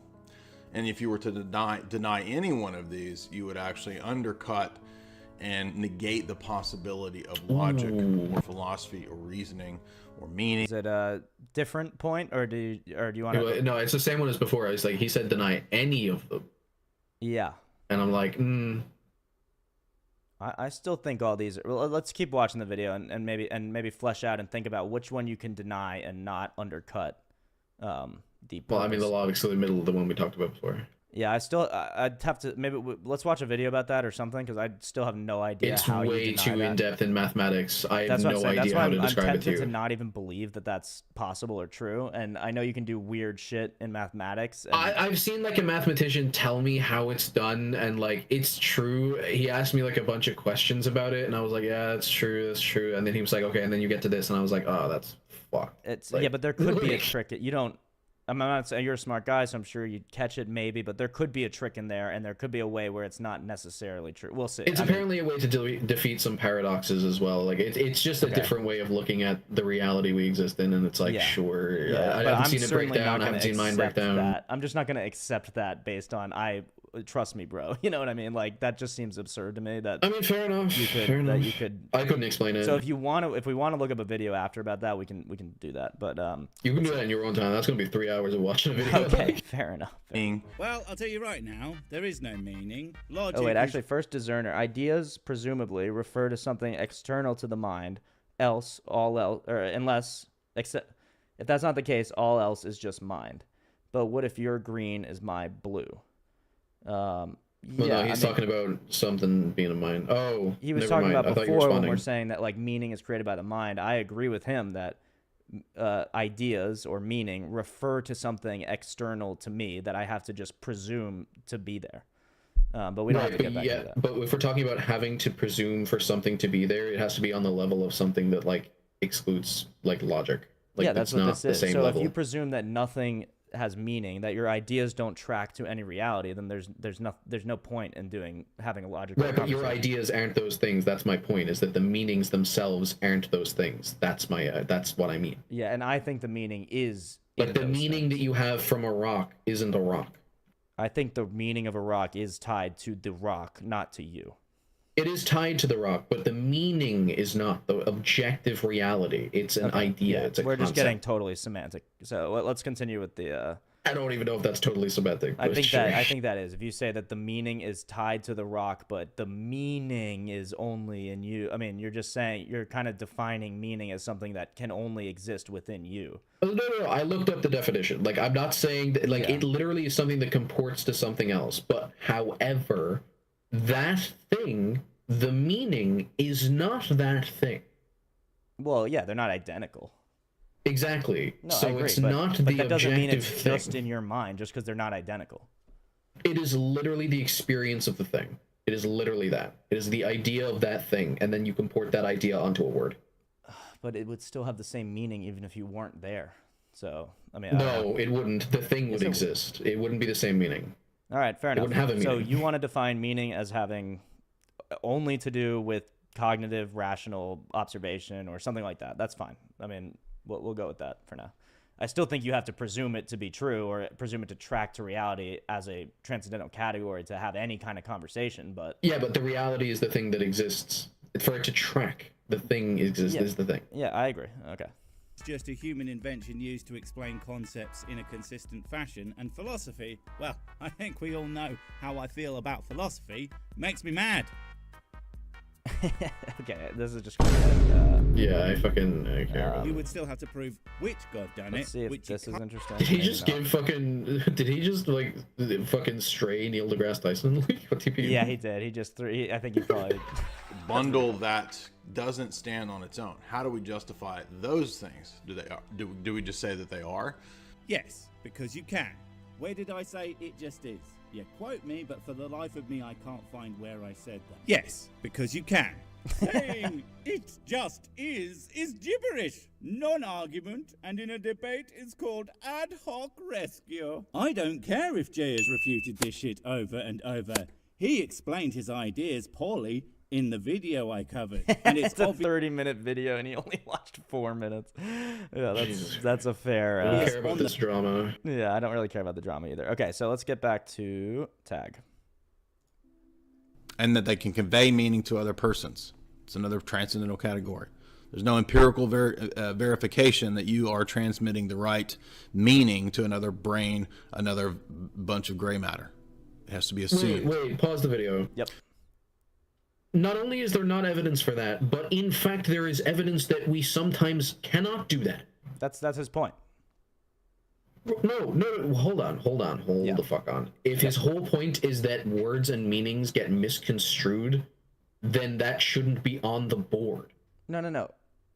Let's go back a little bit. His point is, as a transcendental category, you must assume that meaning exists, okay?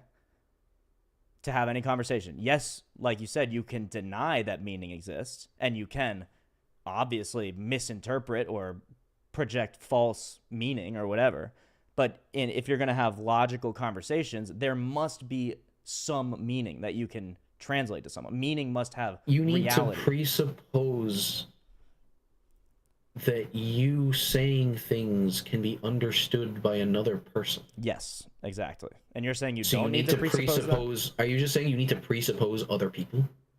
That would be definitely something you need to presuppose in order to have a conversation. So yeah. Yeah, I think he's okay. If we're just extending it to have a conversation, you must presuppose other minds even exist. Well, not only just that you do have to do that, but the point of meaning is that you have to presuppose that they can understand what you're saying. Yeah, I know, but I'm thinking like if we're including that, like a better category would literally be you have to presuppose other minds exist. Like, sure, but that might be part of the self, or that might be part of other category. Like you don't know. No, because the self is fine. You exist. I know, but or other cells, whatever. But you make your own transcendental argument. But this is his, and you said, hold, stop the phone, hold the phone. Is he saying you can't? Dude, it's like, yeah, but that is the point, that you have to presume that what you're saying to me, I can understand, that it has meaning in my own mind. And that's just one thing you must That's the thing, is that I don't even necessarily think you must presuppose that to have reasonable arguments. Like, what if I, like what does he mean by understand? Like, does he just mean that, like... That it has meaning, that it's real.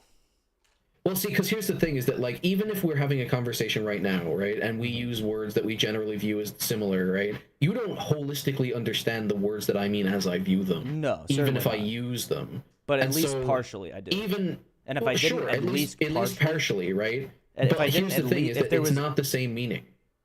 No, it doesn't mean that there's the same meaning. But it means that we can have... He's very simply saying, with the purpose of words and meaning be a transcendental category, is that if you can use them to impart any sort of like understanding between you and me, then you just have to presuppose that actually happens, that actually works on any level. Right, but I don't think that presupposes meaning. That has to presuppose the ability for you to understand. It's not like, here's the thing: if a self exists and I can use words that I comport my ideas onto, Yeah. Are you just saying that ideas need to, because like we're like meaning is just the idea onto a word, and ideas that have to have idea meaning, has shared meaning. Ideas have to have meaning external to simply yourself in order for us to have any sort of conversation.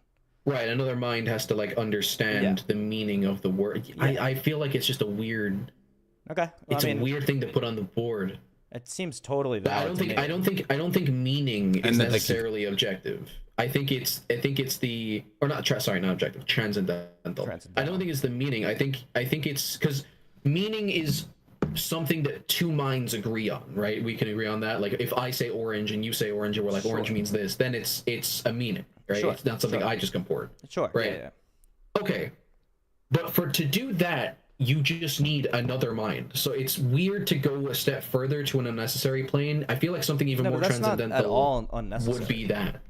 No, it is, because that's not transcendental. It's the other thing that's transcendental. It's the thing that it depends on. Because the transcendental thing has no dependencies. They both are you must assume that there is another mind, and you must assume that there is like similar, like that the other mind can track meaning onto something external to you. I don't see how that's not transcendental. Like if you assume, because there might not be physical and related to time. If I talk to you and assume that orange means nothing to you, maybe it has some meaning in your weird, totally separate, non-connected mind, but it means nothing. Then I can't have any conversation. So well, hold on. So that's an interesting thing, because if you said that it has meaning to me, then I don't even think that necessitates another mind. It's meaning. So if we have one mind, everyone else is dead. And orange still means something to me. Yeah. I think it would still be transcendental. I don't think that it's transcendental. No, because it depends on me at that point. If I die, orange means nothing. Yeah, but you also have this weird, like, solipsistic belief that the meaning is not inherent to the object; it's only inherent to your mind. It's not. The object is inherent to the object. The meaning is just an idea that I transcribe onto a word so I can use it to communicate. Like for instance, you're talking about meaning coming after a word. Like this is just not after a word. After an idea that's comported onto a word. I'm not saying that the thing exists before or after the idea exists. That's not what I'm saying. Okay, I'm saying the thing is the. What is the meaning of the word orange? Is it a delicious fruit whose color We're lies just gonna between say orange fruit, I think, red right and now, yellow fruit. on the like a juicy fruit that whose Sure, color lies between red and yellow on the spectrum of the color spectrum and sure, but if no other minds existed, that would still be its meaning. But okay, it wouldn't so be if what none of us is. existed, it still has all of those properties as its meaning. That's what I'm saying. Not if none of us existed. Only if one of us existed, because the meaning is only something communicated insofar as an idea. The thing itself is its own justification. Like the orange is itself the orange. It's its own justification. Deserner it has doesn't a good need point. my meaning for it. Deserner has a good point. If I die, orange means nothing. I so want that on a T-shirt. We'll make some merch. Shout out to That's great. That is great. If I die, orange means nothing. If I die, orange means nothing. That's kind of interesting. But it's true. The I don't think word that's true, orange though. means nothing, and meaning it doesn't mean anything. Like it's the thing that is itself. Like a T-shirt is a T-shirt, whether or not I know it's a T-shirt, and my idea of it is a T-shirt, and I can communicate the meaning of the word T-shirt to you. The thing itself is itself. It's its own justification. Nobody disagrees with that. I'm saying the thing Okay, the itself meaning also doesn't matter. carries other like transcendental properties, i.e. meaning. Pretty much the only one. But Right, but for it to be transcendental, it needs to be related to anything in terms of its causation. It's transcendental. It's not related to that. But it is, because it's dependent on my observation of the T-shirt. okay, I definitely disagree that transcendentals must be non-causal. That doesn't actually make sense to me, but okay, that's fair. You know what? A transcendental not being a causal, fair enough. I don't think it's causal in the same way. I don't think it's transcendental in the same way as these other categories. Okay, fair enough. All right, well let's just keep going and see if we can. I think you would definitely agree that if I believe that, it's not the same as time. Yeah, I agree. I mean, yeah, that one's a little less and that they can clear than like time or self or some of the really obvious transcendentals, like the laws of logic or something like that. Yeah. They meaning to other persons. It's another transcendental category. There's no empirical verification that you are transmitting the right meaning to another brain, That's not true. bunch of gray matter. Yes, it is. No, it's not. What do you mean? How do you the empirical evidence is you being able to have a coherent conversation with me. Yeah, but you don't know but if you don't presume that the meaning is being transmitted accurately, you don't even know if you're having a coherent conversation. until the empirical evidence gives me the evidence that you are. Okay, That's the empirical but then it evidence. like changes the definition of empirical to include things that are incoherent. Unless you presume that it's coherent to have a conversation and to convey No. It's an experiment. It's literally observed. It's literally an experiment. Like, for instance, you didn't see the Big Bang, right? But we can infer it from the evidence we've seen. I can't see you understand the word orange. Right. But because when I say orange, you know exactly what I mean by the next thing that you say and the thing you say after that, and our continued reliability to be able to have a conversation, I can absolutely have evidence to the fact that you know what I mean. Yeah, but even when you talked about the Big Bang, you still invoked another transcendental, the past, the reliability of the past, and things like that. Right, but we're not talking about the past in this. That's not my problem. But they all go together. If you don't accept, they don't, because I just said they don't. Okay, fair enough. Whatever you say, brother. Sorry, I just proved they didn't, because I don't think the Big Bang. That. Yeah, I literally just did. The Big Bang is a I think the Big Bang is being one of many theories kind of sets this off. So I'm going to make a more apt comparison. Okay. The theory of evolution. We have never seen speciation between our species and another species. No, however, there is a mountain of evidence to support the fact that we did. I think you'd agree with that, right? Yes, I'd agree with you on that. Yeah. Okay, so we haven't seen the initial thing, but we can gain evidence to the fact that it happened. Yes. You being able to have a conversation with me is the evidence, and me communicating meaning is the thing you can't observe. Done. It's empirically proven. So, but there you go. How is that empirically proven, especially if you can't observe? The same way that evolution is empirically proven. Okay, so because observation doesn't mean direct observation of the event; it means direct observation of the thing. The implications of it, or like the subsequence of it. So you've proven I guess maybe you've proven the implication of us having a conversation or something like that. But yeah, obviously it's not like 100% like unsolipsistic proof, right? That just doesn't exist. The only thing that exists like that is the self, which is the only thing that I will 100% agree with on this list. I know. You're being extremely difficult by not granting some of these. I do not like the words and meaning thing being on this. I'm going to be so real. Like, the words and meaning thing, don't like it at all. And in fact, I think that I've just given a perfect example of why it shouldn't be on the list. Literally because it is empirically provable. You believe that your cognitive faculties and your observation of being able to transmit meaning to someone else is valid. Therefore, it's empirically proven. It's empirically proven. I think that's a big jump. Yeah, he just said that it wasn't empirically proven, but if evolution is empirically proven by the same methods that I'm talking about, as in observing, or having a hypothesis on how it's happening, and then putting it to the test and observing the consequences, and then what could possibly be the case for that, it's 100% empirically proven. Like, I literally gave you a 1-to-1 correlative.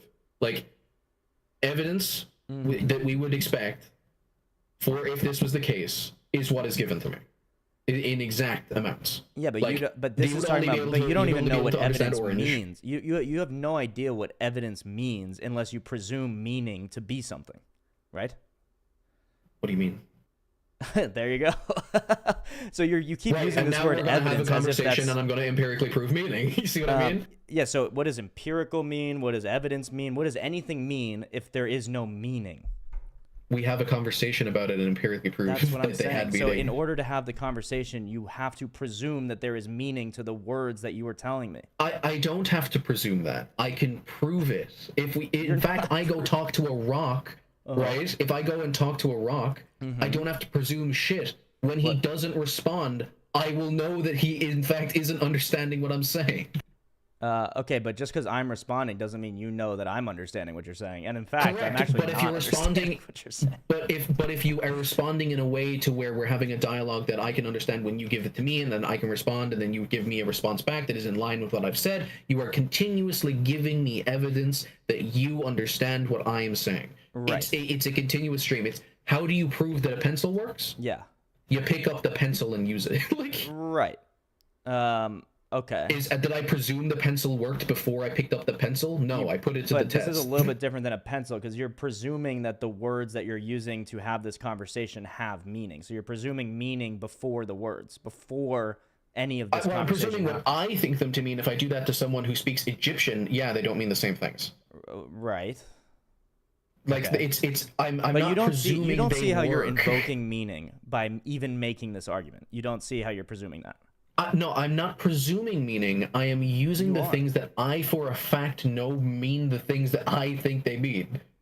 I'm using the things that I know for a fact mean the things that I think they mean. When I say chicken, they one-to-one correlate with the idea of a chicken in my mind. Exactly. And you're presuming that that is also the case in my mind. That evidence I'm not means what it presuming that means. they are that case. Well, I'm then you I'm wouldn't not. have. Then there's no point in having a conversation.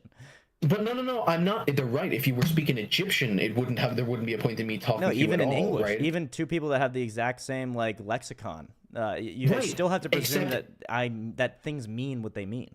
No, I don't. I will use, for instance, right? If you speak Egyptian, but I have no clue what you speak, I'm going to try and speak to you. And the minute you're like speaking a different language that I have no idea what you're saying, I'm going to be like, he doesn't know what I mean. Yeah. Like, yeah. So that's like, one way I you could test know it. I for don't sure presume I it. don't know. That's one way you could very easily, or with the rock example, know that I don't know what you mean. But you still don't know that I know what you mean right now, unless you presume that I have some I don't presume mind that you and know some exactly what I concept of mean. things, and that I track meaning onto the same words that you track the same meaning onto. Like, I just don't see how you're No, missing but you're the point not- that you're you're not- presuming the meaning of your words. I'm The not very presuming it. That's the thing. Do you presume the conclusion of an experiment before you carry it out? No, you don't. Okay, I'm not doing that. Okay, just because you say you're not doing that, you're using words. This isn't like an experiment. You're Okay, using you words that used you the presume pencil. have Did you meaning. presume it was going to work? What's that? If you use the pencil, do you presume it's going to work before you've written anything? Usually, yeah, actually I do, but... I mean, that's because of the evidence based on how many times you've used pencils, right? But, like, let's say you didn't know what a pencil fucking was, right? And you wanted to be like, I bet, let's see if it can write things. Do you presume it can definitely write things, and then you write things? I don't. Probably not. Right. In the But this same isn't way that even when I relevant. say something... Every no, it's word not you're irrelevant. saying In the has- same way that I use words to correlate ideas to you, or sorry, to communicate ideas to you. To communicate ideas to you, I don't presume with 100% efficacy that you will absolutely know what I mean. No, right? you don't. And I'm not I'm not saying that you and do. then- So you're responding Okay. to a straw man because I'm saying you're using What do you words mean by presume their meaning? because you're using words at all. Is the presumption I'm using that words there's because you've meaning given to me evidence words. that you understand the words. What's that? I'm using the words because you've given me evidence that you understand the words. Okay. Why would I ever talk to you if you didn't understand the words? That's In fact, what I'm that's exactly saying. That's what why people it's a don't do. transcendental category. That's exactly what I'm saying. No, why it's would you not, say because I anything don't at speak all? to foreigners who don't speak my language. All right, we're gonna move on from this point because now we're doing that. Once we go back and forth and we both say the same exact thing a couple times, then that's a good point to keep moving in the video. And I'm Sure. gonna respond to a couple comments. But good point, people in the chat. Make your own decision. What you think? Do you have to presume meaning or do you not have to presume meaning? And we're gonna move on, you and me. But that's a good argument and a good conversation, and could pose a problem to the transcendental argument, but it could not. We'll see. I mean, I don't think it does. If you just remove word of meaning Right, from it, I think the exactly. other It's just a question of transcendentals- what you want to, I guess, put on that list at the end of the day. As long as there's one of them, it doesn't matter. Okay, Well, America. I think it would have to be two of them. Right. Hello, friend. What do you think the reason for the shift we see, the more advanced we become, the less religious we become? Is it because we have a better understanding of the universe? That's an interesting question. Let's see if there's David says American M that and critical thinking. The caller is a demon. I don't know what he means by that. Or because we are already prone to pride. Okay. I would argue, I'm not sure if it's actually clear that the more advanced we become, the less religious we become, but we certainly went through a period of enlightenment thinking and a de-religious and a Nietzschean sort of thing and a de-religification or whatever. But we don't have like proof that that is always the case. There's also more Christians today than there have ever been, so I think you'd have to say per capita or like. You might have to say per capita, and we don't actually have proof that in like 10 years there won't be even more Christians per capita than there are today. That would be a presumption, just that. I think it would be a statistical likelihood, but I don't think it would be a guarantee. Yeah, maybe we'll see. And I think Peeps says he thinks he's calling Infamous a demon. I don't think Infamous is a demon, but that's just kind of Brandon's way of Show 'em I'm love. Irish, dude. I'm Irish. I don't know what you want from me. If I get too heated, I have to be reminded, dude. That's because right. we don't talk like y'all. Yeah, that's right. That's right. Because I'm not heated. I enjoy this shit. I had an argument with my taxi driver about fucking COVID being a hoax. Oh, today. really? Really? That's funny. Yeah, dude. yeah, I could yeah, see yeah. there being a bunch of like sort of MAGA, Maha Irish guys. That's Ireland sort of reminds me of my hometown in a way.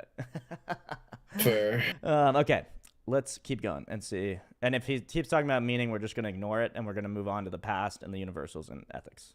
That should be assumed. The past. The past is a transcendental Well, he really got category. into that that cannot fast. What's that? I said, wow, he really got into that fast. He really did. We really nailed it. Yeah, he did. The past. Okay. The past. The past. Yeah. Okay. empirically prove exists or existed. It is assumed in the way that we as humans experience time and space and operate. Yeah, I don't think Universals. The past, really. The past is not presumed.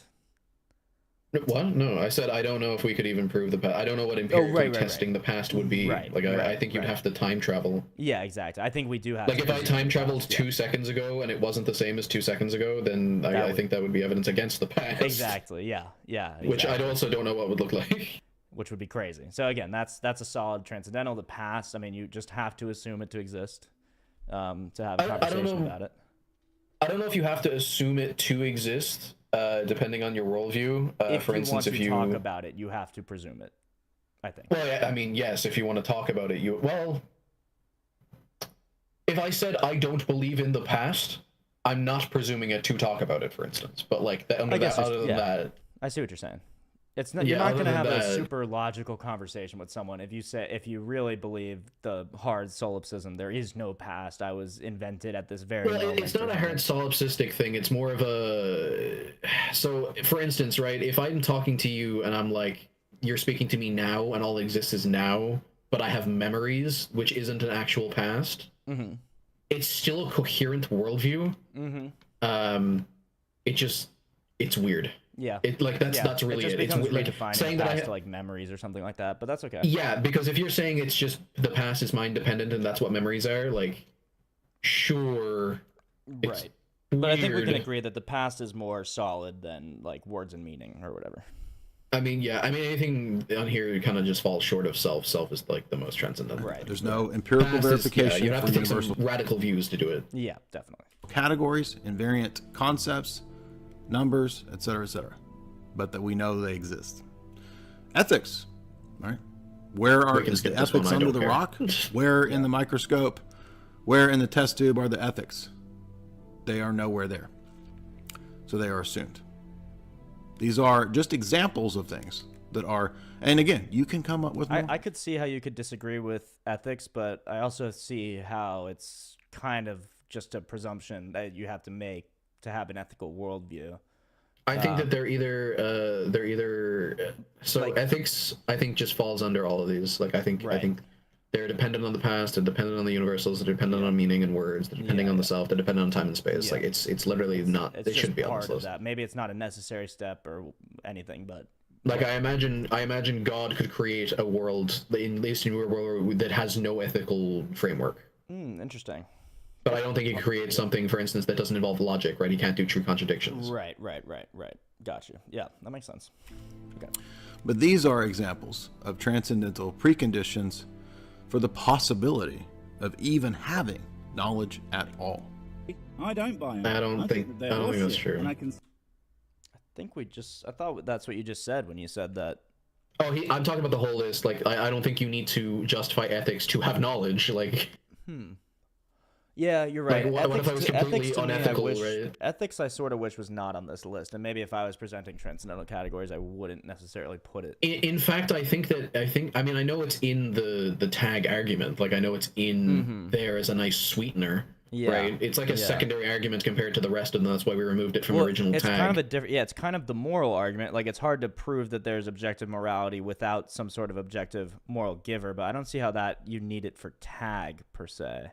Right. Well, when we looked at tag, that's why we removed it, because tag works perfectly without including ethics. Like it doesn't need it. It's just in there as a like, it also explains ethics, and it's like okay, completely separate argument. Like, so let's maybe ignore ethics as one of those. Yeah, I agree. Knowledge at all. I don't buy them. I think that they're horseshit, and I can see how they are. Maybe don't go around talking down to people when you might be out of your lane. Tag isn't God of the gaps. The latter deals with normative claims which posit God as a plausible cause in lieu of the narrow boundaries of empirical inquiry. I.e., this seemingly miraculous thing happened for which there's no current scientific explanation, therefore God must be the source. Tag is about establishing God as the necessary precondition of coherent experience, which is a foundational, paradigmatic state of affairs without whom existence would be inescapably absurd. God exists. I want to pause real quick. Yeah, I wanted to pause on this comment because this is interesting. I think this guy is summing up what Jay Dyer is going to say, that it's not God of the Gaps. Yeah, I want to say that I agree with Sir Sick, but Sir Sick's a dickhead because this guy was literally like, this guy didn't mock him in any way. Yeah, I know. Was He's just like, presenting this is different. Yeah. Like, they're categorical differences. Yeah. And like, he was just like, right, like, I know, dude, the what the tone fuck? of voice Like, and everything. I mean, it is an important distinction. So maybe so we talked about earlier how Tag just seems like God of the Gaps, and this guy, the way he sums it up, God of the Gaps, seemingly miraculous things happen. We don't have another explanation. Therefore, God is the source, right?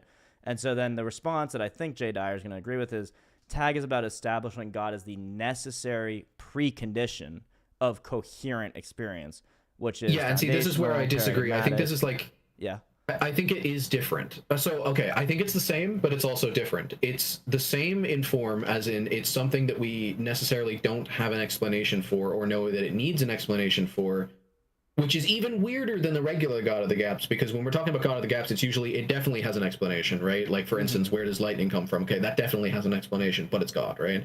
In this, we don't know if it necessarily has to have an explanation, right? Right. It could all be self-evident, but you're sticking God in there anyway. So in that way, it's worse. Well, not sure about that, but I'll think about that. That's interesting. I'm sure Jay is going to have his response, so maybe we'll get the fullness of the response and then see where we go with that. Impossibility of in this world and operating in this world. None of these things are proven or known by empirical investigation. Are they related to empirical investigation? Yes, but they are presupposed in empirical investigation, and they are not the immediate subject of any empirical proof or investigation. So does that mean we cannot know these things? Which one? What's that? Which one's? I had to leave for a second. Oh, I actually yeah, had a you're second good. point So on he the previous said, thing, but like, he said, I know we already disagree with on a couple fronts, but he said none of these things are the direct known, they're not directly observed by empirical observation. They are related to empirical observation. We use them and all that, but they're presupposed in order to do empirical observation. And so I know, forget the ones that we disagree with. I but actually at came least, across like, I actually came across a funny self argument around that, around empiricism. Whereas isn't everything technically empiricized to exist? Because even if all of reality is an illusion, empirically it exists. Right. Yeah. And it's like, that includes time and space, that includes words and meaning, that includes past. I'm not going to use that argument, but I found it funny. That is pretty funny. And I thought that would actually help me more than you on that front. I don't think it helps anyone. I think it's just a position. Like, yeah, it's just it's an interesting position. But so anyway, so at least with the one you definitely agree with the self, it's not observed by any empirical observation. It is used in order to do empirical observation and presupposed, right? Well, I think that it's self-evident in the way that I think therefore I am, as it says it is. The first sentence is necessitated by the question. It's not It's not necessarily a justified thing. So like, it definitely exists. I'm gonna say that. Yeah. I don't know if it's transcendental. Okay.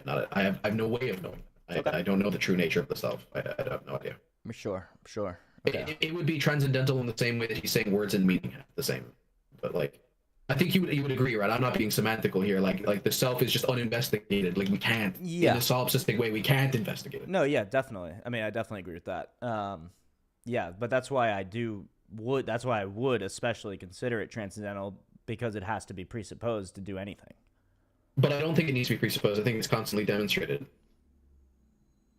Every instance in your experience is constant demonstration. It's not. It doesn't need to be presupposed before you experience something. What you just said. That's the exact opposite of Descartes' demon. Like, what are you talking about?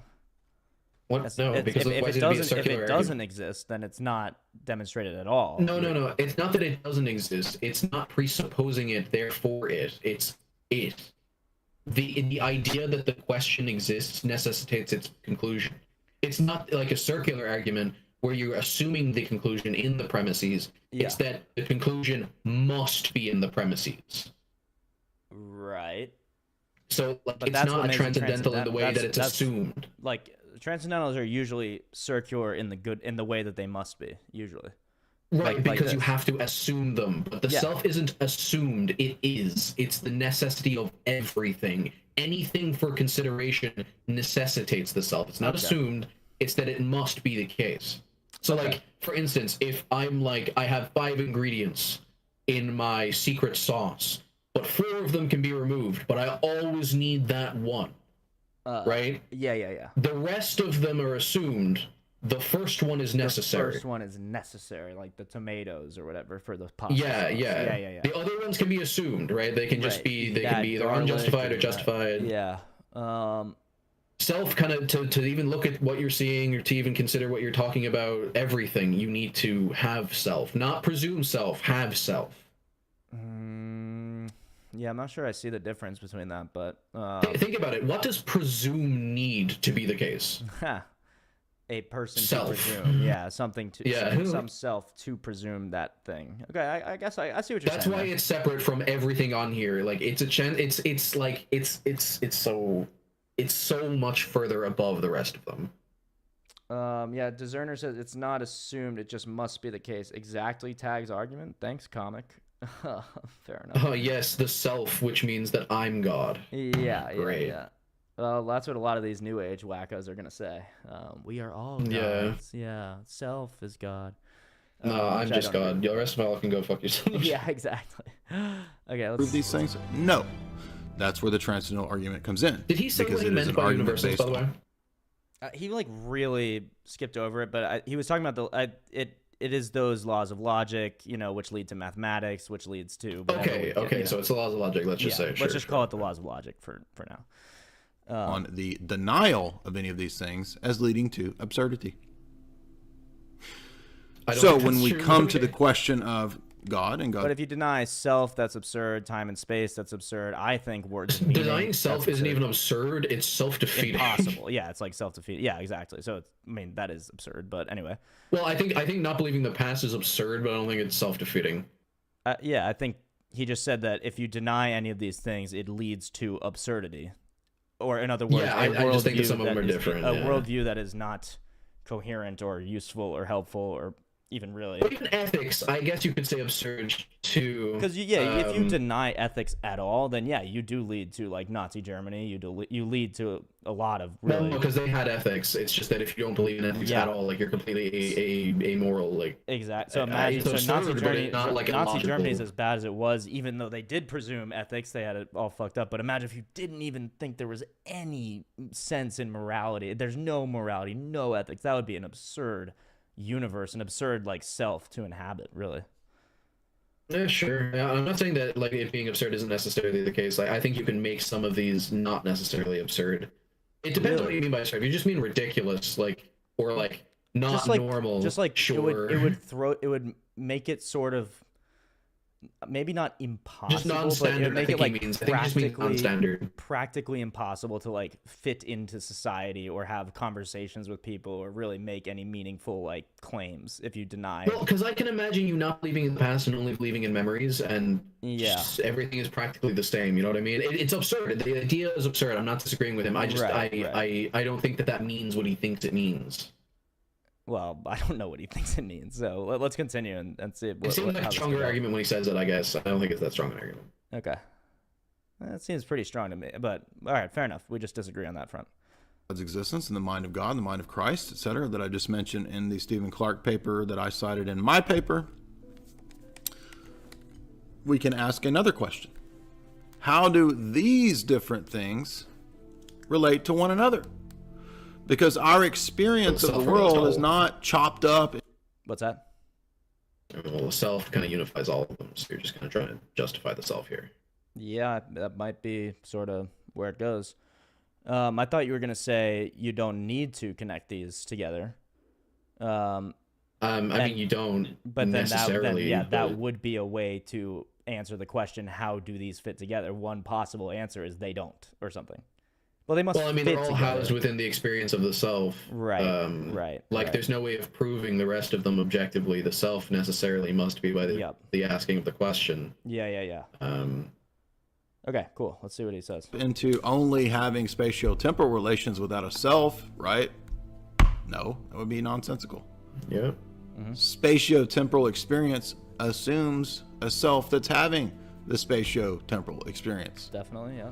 Sure. And when we speak or write words that have meaning to convey that meaning to another chunk of gray matter in somebody else's head, it assumes that they have a self. It assumes that these words and these meanings are entering into spatio-temporal relations to convey that meaning. Well, if a self is not coherent to convey meaning, yeah. To have meaning, to convey it. Just the words and meaning in this sense are used to convey the same. I'm just gonna take him in his generalized meaning because I have a few nitpicks there, but it's more of an arrow paradox than it is like an actual problem. Got you. Okay, let's let him finish up this sort of argumentation. I think what he's saying is that we can basically relate all these things to each other in some way, and he's kind of. I think you can only relate them to the self personally. Like they can ultimately, they only go to the self. But if the self is necessarily related to time and space, and then the words are related to the self, then that's also necessarily related to the time and space. Well, but time and space is okay. Words and meanings, if you're correlated, if you're actually trying to communicate, that can only happen successfully in time, right? Right. The act of communicating could be completely separated from time, right? You take a picture of someone speaking to you, they're trying to communicate in the picture, but they're not going through time. How? In what sense are they not going through time? Well, I'm talking about like the picture, like you take a snapshot of time and someone trying to communicate and invoke meaning and have meaning. It's not connected to time at all. Like there's no time, but meaning still exists in that snapshot. Oh, okay. Right, like for instance, at what point does meaning stop existing in time? Right, like let's say we have a 30 frame section where I say the word orange and I take one of them. Is orange not in that? Is the meaning of orange not in that frame? If it's not, then it's not in any of the frames. I see what you're saying. But that then in that sense, I do agree with you on that. That the meaning is sort of outside of time in a weird sense. In fact, I think it would be linked to self the same way time and space would be linked to self because it's the experience of the experiencer. The past is tied to self because the self is what recollects the past. Self is the universals are linked to the past in a way to where true reality can't really be determined, so the only real foundations we have past the self are the universals. Ethics is necessarily tied to the self whether or not you believe they're objective or not. So yeah, of course. Yeah. Okay, cool. Let's keep going. Coming mediums for information being conveyed from one person to the next. What it is to be a self is partly bound up with the past. I'm not an abstract category. I'm not a platonic form. I'm not the number 7. I'm a person who has a past, a life that began at a point in time. But that's based on your experience, not the fact that you are self. Part of my But your experience is part of yourself. No, the experiencer is not the experience. Okay. So you're saying in order to have a coherent self, you do not have to have a past. Well, like for instance, if you don't think that time and space is dependent on the self, like in the I think therefore I am, there is no past. The first letter of the syllogism is literally you. You instantiate yourself in the premises as a necessary part of the conclusion. The past is not. Okay, I just think this is in the note. Comic Brandon is calling me slow because I can't understand this, but also you have to understand, Brandon, for one, this is completely confusing concept. Well, it's not even just confusing. It's completely radical and unintuitive, and something I've never heard before. So we it's have solipsism. to. It's literally solipsism. The only thing that, like, in solipsism, literally all that exists is the self. The past is even like thrown out. Like nothing else exists. Remember, by using transcendental categories, we're presuming that solipsism is not true. So if you're using the past, not when you lose the self. The transcendental category that does not fall into that is the self. Okay, so, but then it's like super transcendental or something like that, but he's talking about transcendentals. So he's not talking about this super transcendentalism that you are talking about when you talk about the solipsistic self. Right, but that's what I'm saying, is that the rest of them are all unified by the self. Well, I think he agrees with you. That's what he's just proving. I don't know why you're disagreeing then. Well, because he's saying that the past is partially interwoven with the self, and I'm like, no, the past is completely dependent upon the self. But that means it's interwoven. And the self is not dependent. No, because interwoven means that the self is dependent on the past, and the past is dependent on the self. That's not true. So you're going to say the past does not exist, even if you're. I mean, if your self. I'm not saying it doesn't exist. I'm saying we can't prove it to exist without the self. And that's what he's saying. You presume all these things to exist because you need to in order to have conversations, but you also presume that they relate to each other. I think you think that I'm attacking him on the point that like he's making. I'm more saying that yes, all of these relate to the self in the same way. And him going down one by one and using different words to describe that. I know. You love talking about the you love talking about the self, so I understand that. So that's what you're doing. It's a little confusing when we're watching the video and it's like, pause the video. Let me make some other separate point about solipsism. Well, to be fair, I just say something quickly and then you pause the video and you're like, what? And I'm like, okay, well, that was meant to be a throwaway, but we can talk about it. All right. Well, then I'll stop doing that. Yeah, I'll ask to stop if I did. Okay. This is partly what makes me up and you and everybody else, right? So there's no neutral kind of, I don't know what it would even be, like some abstract neutral self that doesn't have experiences.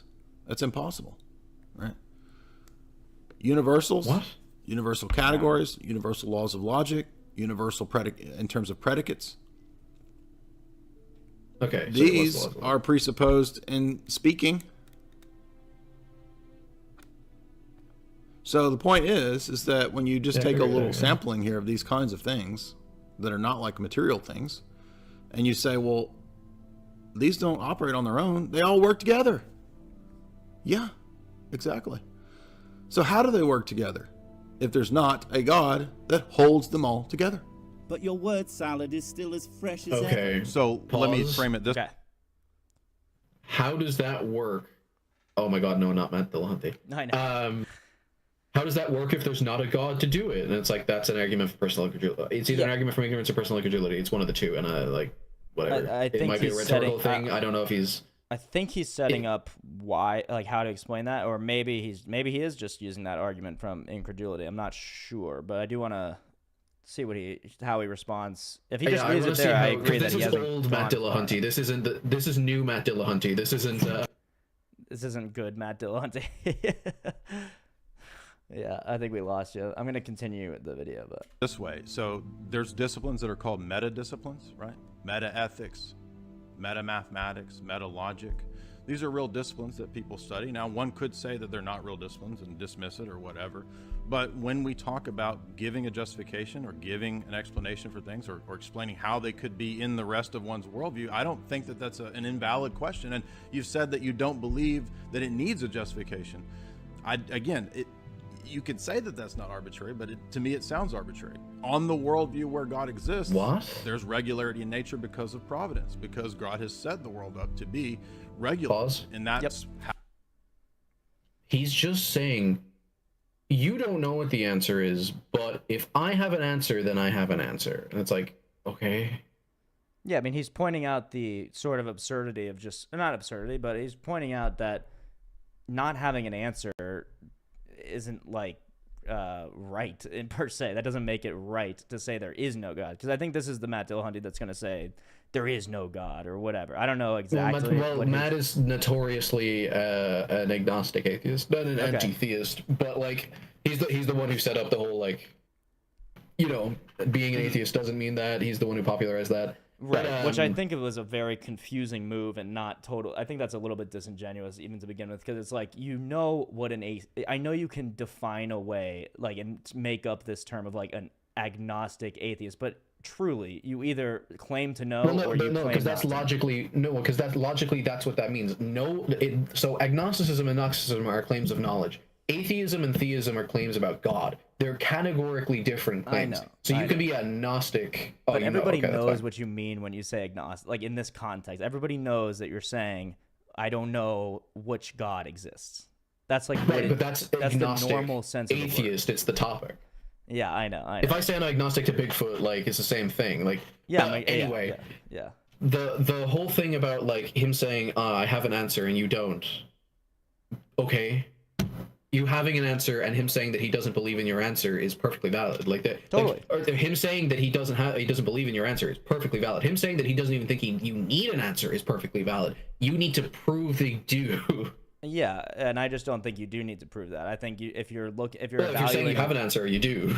I think if you're evaluating worldviews, you first, as Jonathan Pajot says, you first ask what it affords you. And I think what atheism affords you is almost nothing. I'm not sure. Maybe some claim to like higher truth or something because you haven't accepted something that you don't have full proof for. Maybe that's what it affords you. But then there's so much that's afforded to you by religion, in my view, which we could get into. But so if one of the answers affords you something and the other answer doesn't, and then they're both valid as it's being shown right here, they're both possible, then just pick the one. I mean, I know it's but you haven't even proved it's possible. What's that? That's the thing, is you haven't even proved it's possible. That's my point. Oh, I think him saying that he doesn't you know don't believe it's possible that a necessary being could tie together all the transcendental categories? No, it has been demonstrated that you can. Okay. That's what possibility means, to demonstrate you can. No, possibility means it could possibly be the case. Like, right, to demonstrate it could. No, you don't have to demonstrate something for it to be possible. It's possible that I don't know. What's an example? Something I just can't demonstrate. It's possible that I become a world-renowned physicist within the next, 5 years or something. It's possible. Can I demonstrate that it's possible right now? Absolutely not. You know what I mean? Well, you could, because you could be like, hey, I have all these fucking like Nobel prizes and shit, but I haven't become like you can demonstrate evidence. Like like here's the thing. There's no even evidence that these need to be justified. Right, but then you're just saying they are because they are, and that's just kind of unconvincing. No, that's not exactly what I'm saying. I'm saying they are. Yeah, exactly. So again, it's like that's not a forceful argument to me. I feel like you're not.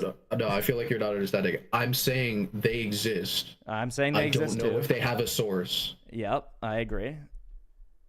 Prove they have a source. I agree that you don't know if they have a source, and I agree that that's a totally valid, like, rational position to take.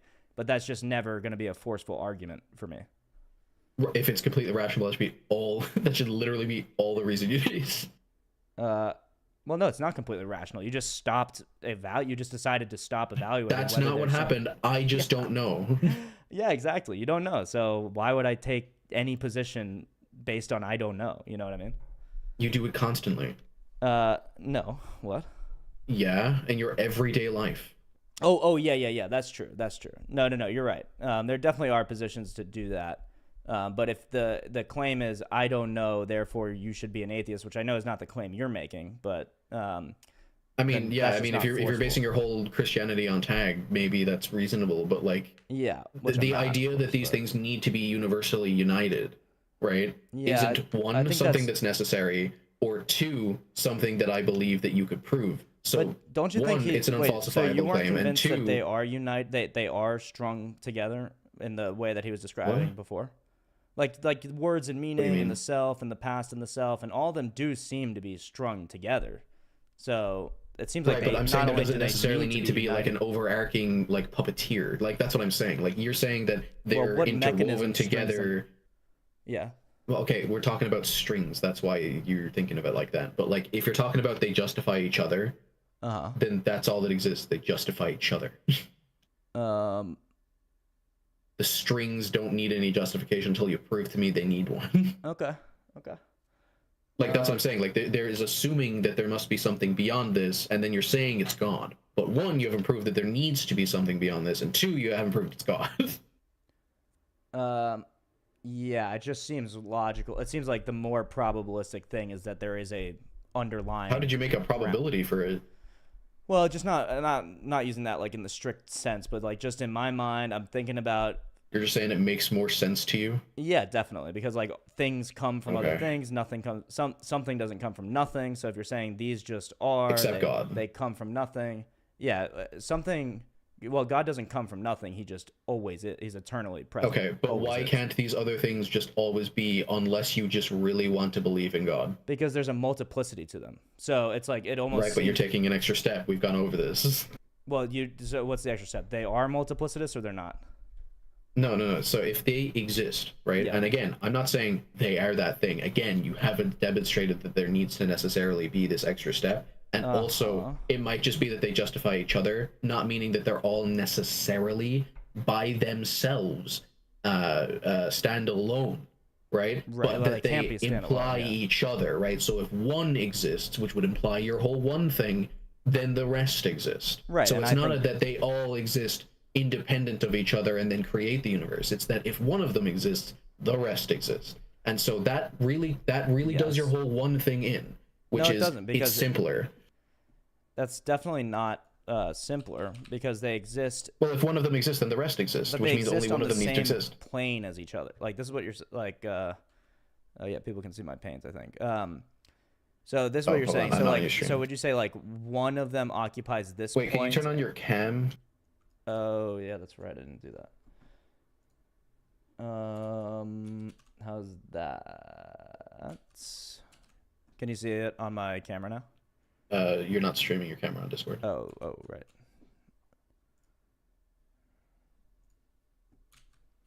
This. There we go. Okay, so are you saying one of them has this quality and then they all sort of come from that, or are you saying it's more? Let me draw a couple different models and we can see, I knew this is how you were thinking about it. It's literally just that second row, but they're all intertwined, and so, that doesn't mean that one of them.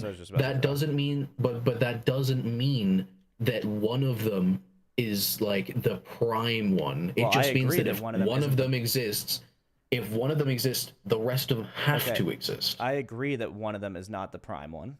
Okay, so this is what you're describing.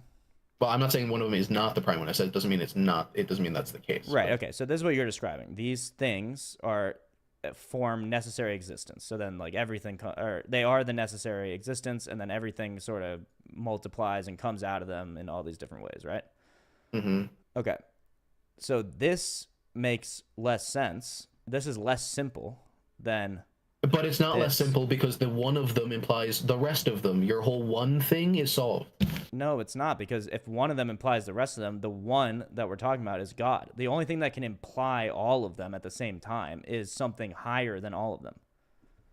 How? Why? Why does that have to be the case? It's just intuitive. I don't know.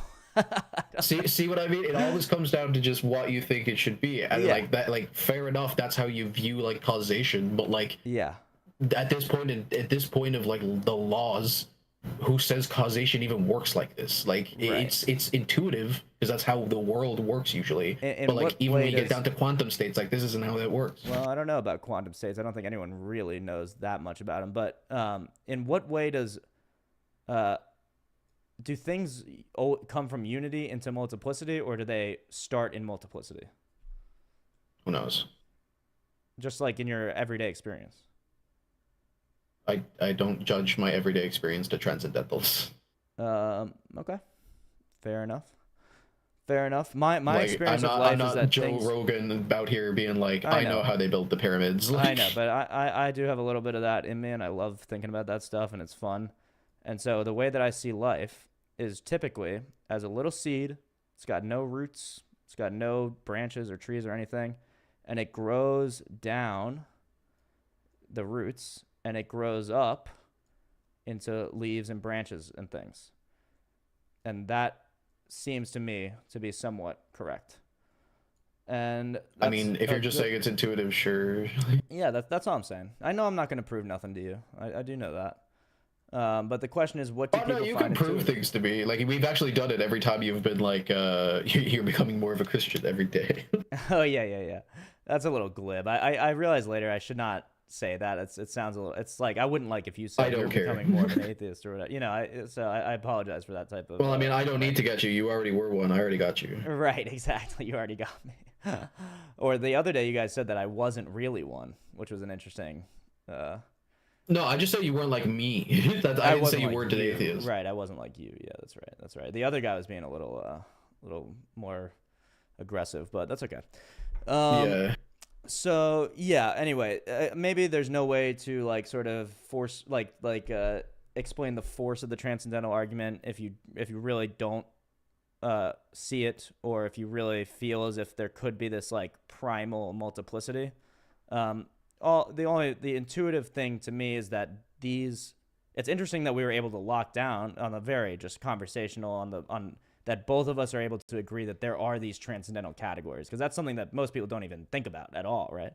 So it's interesting to be able to get into those and see which ones are really necessary, maybe which ones aren't. Like the self obviously is super necessary, but then maybe other things aren't or whatever. So that's super interesting.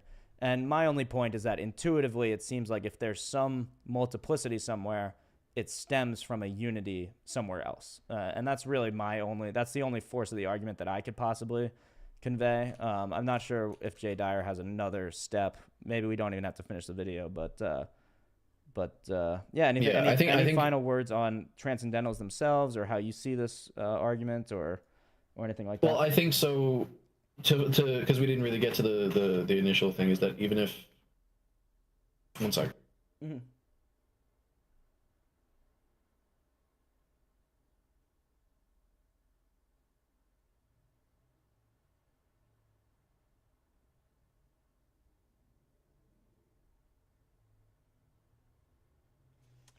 Yeah, I'm getting into these comments a little bit now. So let's see. Conor McGregor was just voted for president. Your brother was voting for president? No, Conor McGregor was just voted in for president of Ireland. No one's going to vote for that cunt. Not a single person is going to vote for that cunt. What do Irish people like him or no? No one likes him. He beat up an old man because he said he didn't want to drink his beer. That's very funny. But yeah, my final words on that is literally just like, even if we were to assume that the argument is correct, it doesn't have God in the premises, and it doesn't have him in the conclusion. Any classical theism would attribute other extra things to God, including ethics, which I think we've agreed aren't necessarily a transcendental. Yeah, except to the extent that you have to presume them to use them, but yeah.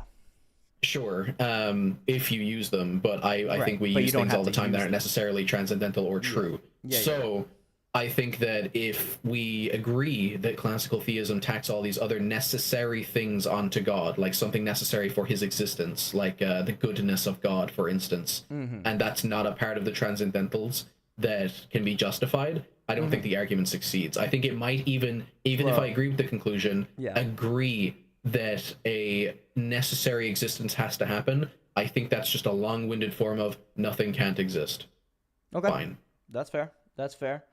And to the point of the goodness, I would say that's where the ethical transcendental category comes in, but good point. Fair enough. So yeah, let's see. We might have, let's see if there's any comments here that bring up another part of this. So, we only know what you directly experience. Prove me wrong. Discerner, absolutely. We talk about the problem of hard solipsism. It is as far as I know, there's absolutely no answer to that problem. That's why the book they actually gave. What's that? On the cast for The Matrix, the book that was given to everyone that notoriously only one of them read was a book on solipsism. Oh, really? Yeah. Interesting. Yeah, because that movie really does has many levels to many philosophical levels. I don't know if the second and third one are quite the same way, but the first one definitely. It's like, never watched it. Smart. Oh, you never saw it? Never seen The Matrix. My dad was always into it. Never watched it. It's worth a watch, honestly. Worth a watch. It's definitely fun. It's action packed, but it also is. It's known for being like, I think they showed it in a philosophy class, not one that I took, but I remember like my roommate had to watch it for one of his philosophy classes. Probably. I love the theory that. I love the theory that the Matrix takes place in the Terminator universe. That is interesting. Oh yeah, I hadn't thought about that. That's definitely because they're like one big power thing, and it's like that's what powers the AI. Like that's very the whole thing is that the robots need human brains, I think, for their compute power, or they need human like energy. But then it's like they need like bioenergy, and like humans are the ones. It doesn't really make sense. It doesn't really make sense if you get down to it, but that's not the point. The point is like the Matrix. Obviously, it's like breaking out of like sort of, I don't know, your perception or something like that. It's basically the theory that in Terminator they put the humans into camps, but why put the humans into camps when you can just kill them because you're a machine? So they're actually taking them to the Matrix. Oh yeah. Right. Interesting. Okay, so discerner, I agree. Yeah, I think everyone's gonna agree with the solipsism point, unless so Brandon, can't know until you know, and there's always a path to that knowledge once you look back, but that doesn't mean you were walking an intentional path to that experience. It's just what happened. No idea what that means. I think that was when we were talking about using the pencil. Okay, so proving things from the past, from your past knowledge. Again, it's like you have to trust your cognitive faculties to be able to do that, but fair enough. Like, you don't presume things when you do things on instinct, it just happens type shit. Right. I can know how evolution works without experiencing it. I can know that the moon is made of without experiencing it. I agree. The way you know that is definitely, it's important to recognize you know that based off of authority, trust, belief. You don't have, like, you in your hand don't have the empirical proof of the moon, unless you're in that one of those physics class where they do bring a moon rock, which is fun. But even then, you don't know that you're not being tricked by your... It's all a government conspiracy. Yeah, right. But I don't believe that, of course. So... Do you think we went to the moon? I have never been to the moon. No, I can't say that I have. No. Do you think that we went to the moon? Oh, yeah. I think we went to the moon. I don't know why we okay. wouldn't have gone to the moon, but... Dude, I just love people who think that we can destroy whole countries with nukes but not get to the moon. I know, it seems like the easiest thing. Well, it seems like Elon Musk is pretty confident we can get to Mars within the next, 5 years or something. It seems like we have actual genuine rovers on Mars, so I don't see why we couldn't go to the... Yeah, the people who don't believe that the moon landing happened believe that Elon Musk can get us to Mars. Right, exactly. It's like, that's a bit of a... it just seems like there would be nothing on the moon. I can see why we wouldn't go back. It's actually kind of amazing. It's just a surrounding body with nothing on it. So yeah, like literally. There's a theory that it used to be a part of the Earth, which is I've heard interesting. It might have things like oil on it, but we don't. Right. Although presumably it was only part of the Earth before there was any biological life, right? We don't know. Yeah, who knows? I mean, I don't know. People probably exactly. No, I have no idea. What I've heard is that it was like, if that were the case, which we still don't even know if that's the case, it would have been at the point when the Earth was still like purely a geological sort of object or whatever. Okay, so we can know things based on science experiments, not a guess. Yeah, I think that's fair. But science is... I think you meant presumption, but... right. Not a presumption, right. Science is always provisional, though, so it's always open to, the new evidence and being changed and whatnot. We can know what gases a planet has in its atmosphere without experiencing it, but you do experience the light or whatever that you're making that. Oh, I remember what this was about now. Yeah, it was during the point when I was saying that I can presume. I don't have to presume a conclusion to follow out an experiment. Yes. Right.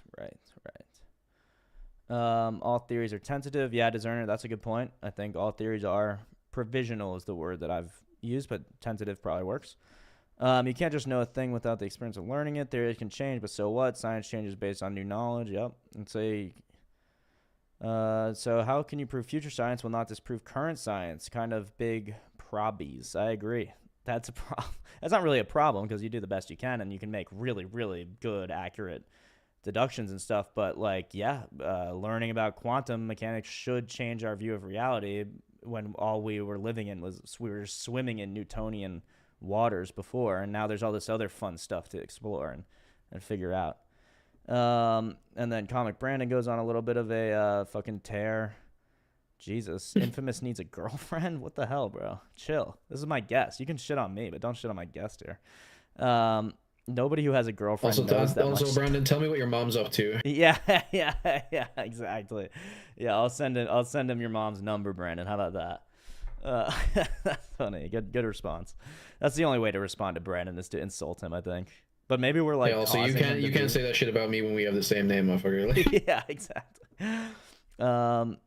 That is the beauty of science. I do believe that science is beautiful. I was watching a interesting discussion about the compatibility of science and religion. And I don't think there's there's a superficial sort of like incoherence between them, or you could make some sort of argument that they're incoherent. But I don't think you can ever prove that science and religion are counter to each other.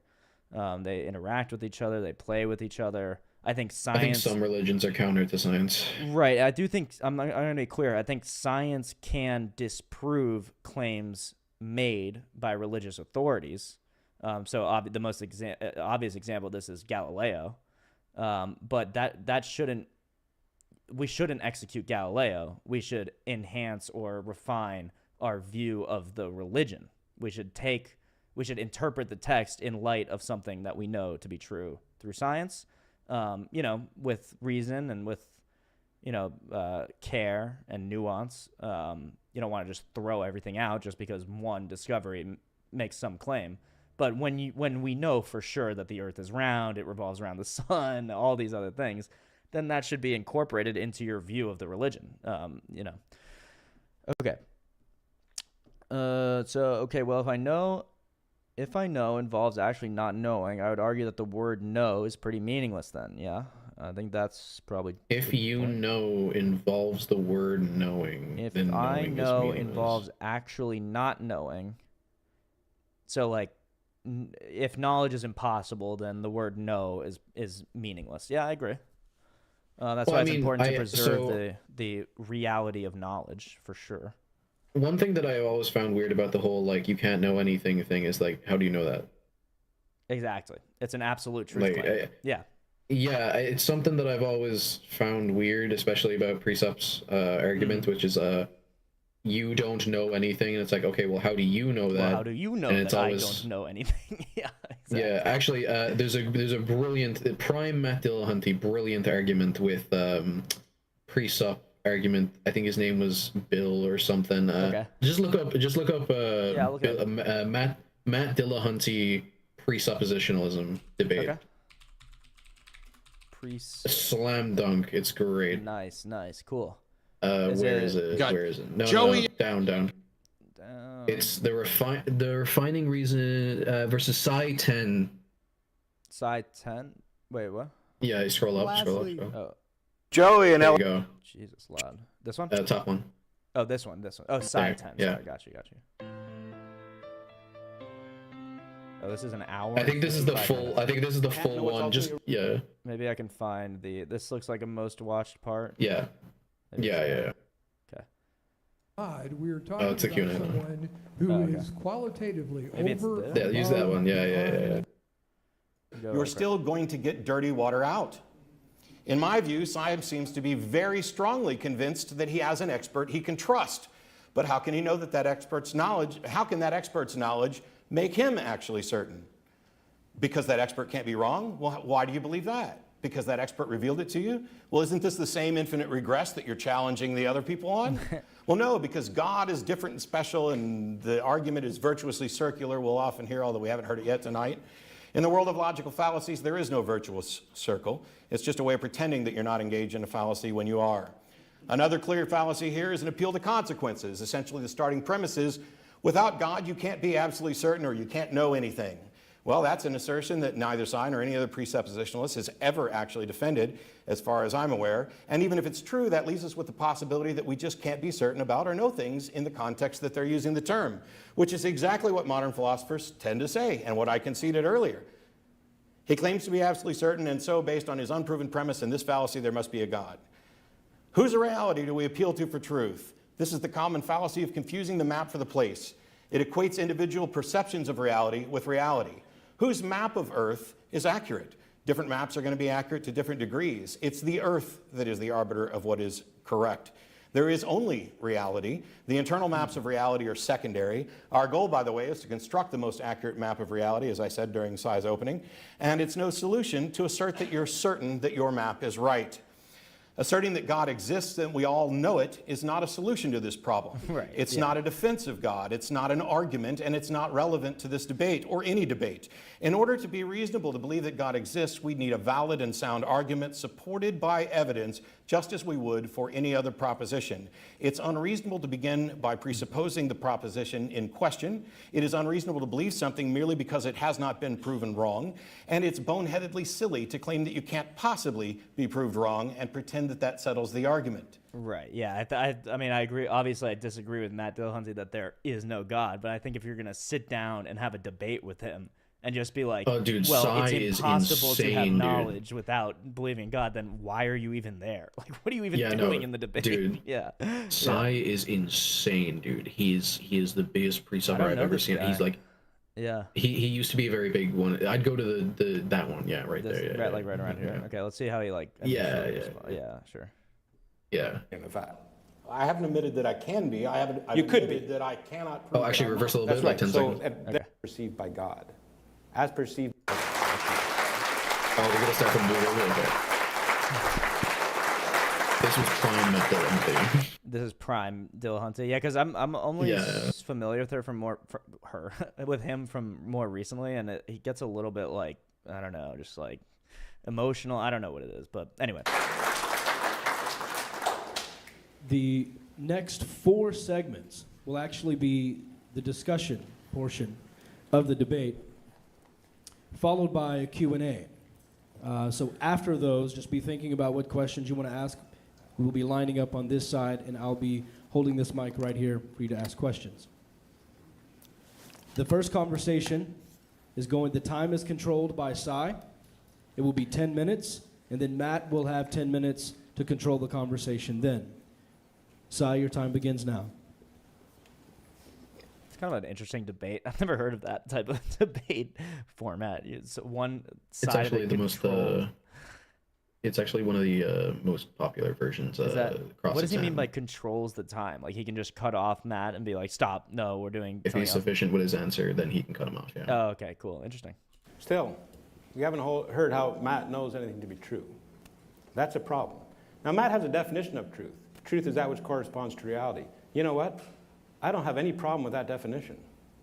But the problem is, according to truth is that which corresponds to reality, according to who? We all have different perceptions. So one of my favorite definitions of truth used to be... Yeah, I thought that was literally what he just said. Truth is that which corresponds to reality as perceived by God, as perceived by an absolute perceiver. Because the thing is, we're all going to have different perceptions. But I didn't like that view because I think it adds an unnecessary step. So truth is whatever God says. Truth is whatever conforms to the mind of God. And without that, you can't know anything to be true. And in that Q&A, that's what we're going to find out. But first, I'd like to start off with this question for you, Matt. When you said this, from the standpoint of objective reality, the belief that there is a God is a delusion. Do you still believe that? Yes. How do you know anything to be objectively real? How do I know? What do you mean by know? Well, the thing is, you made the claim that according to objective reality, belief in God is a delusion.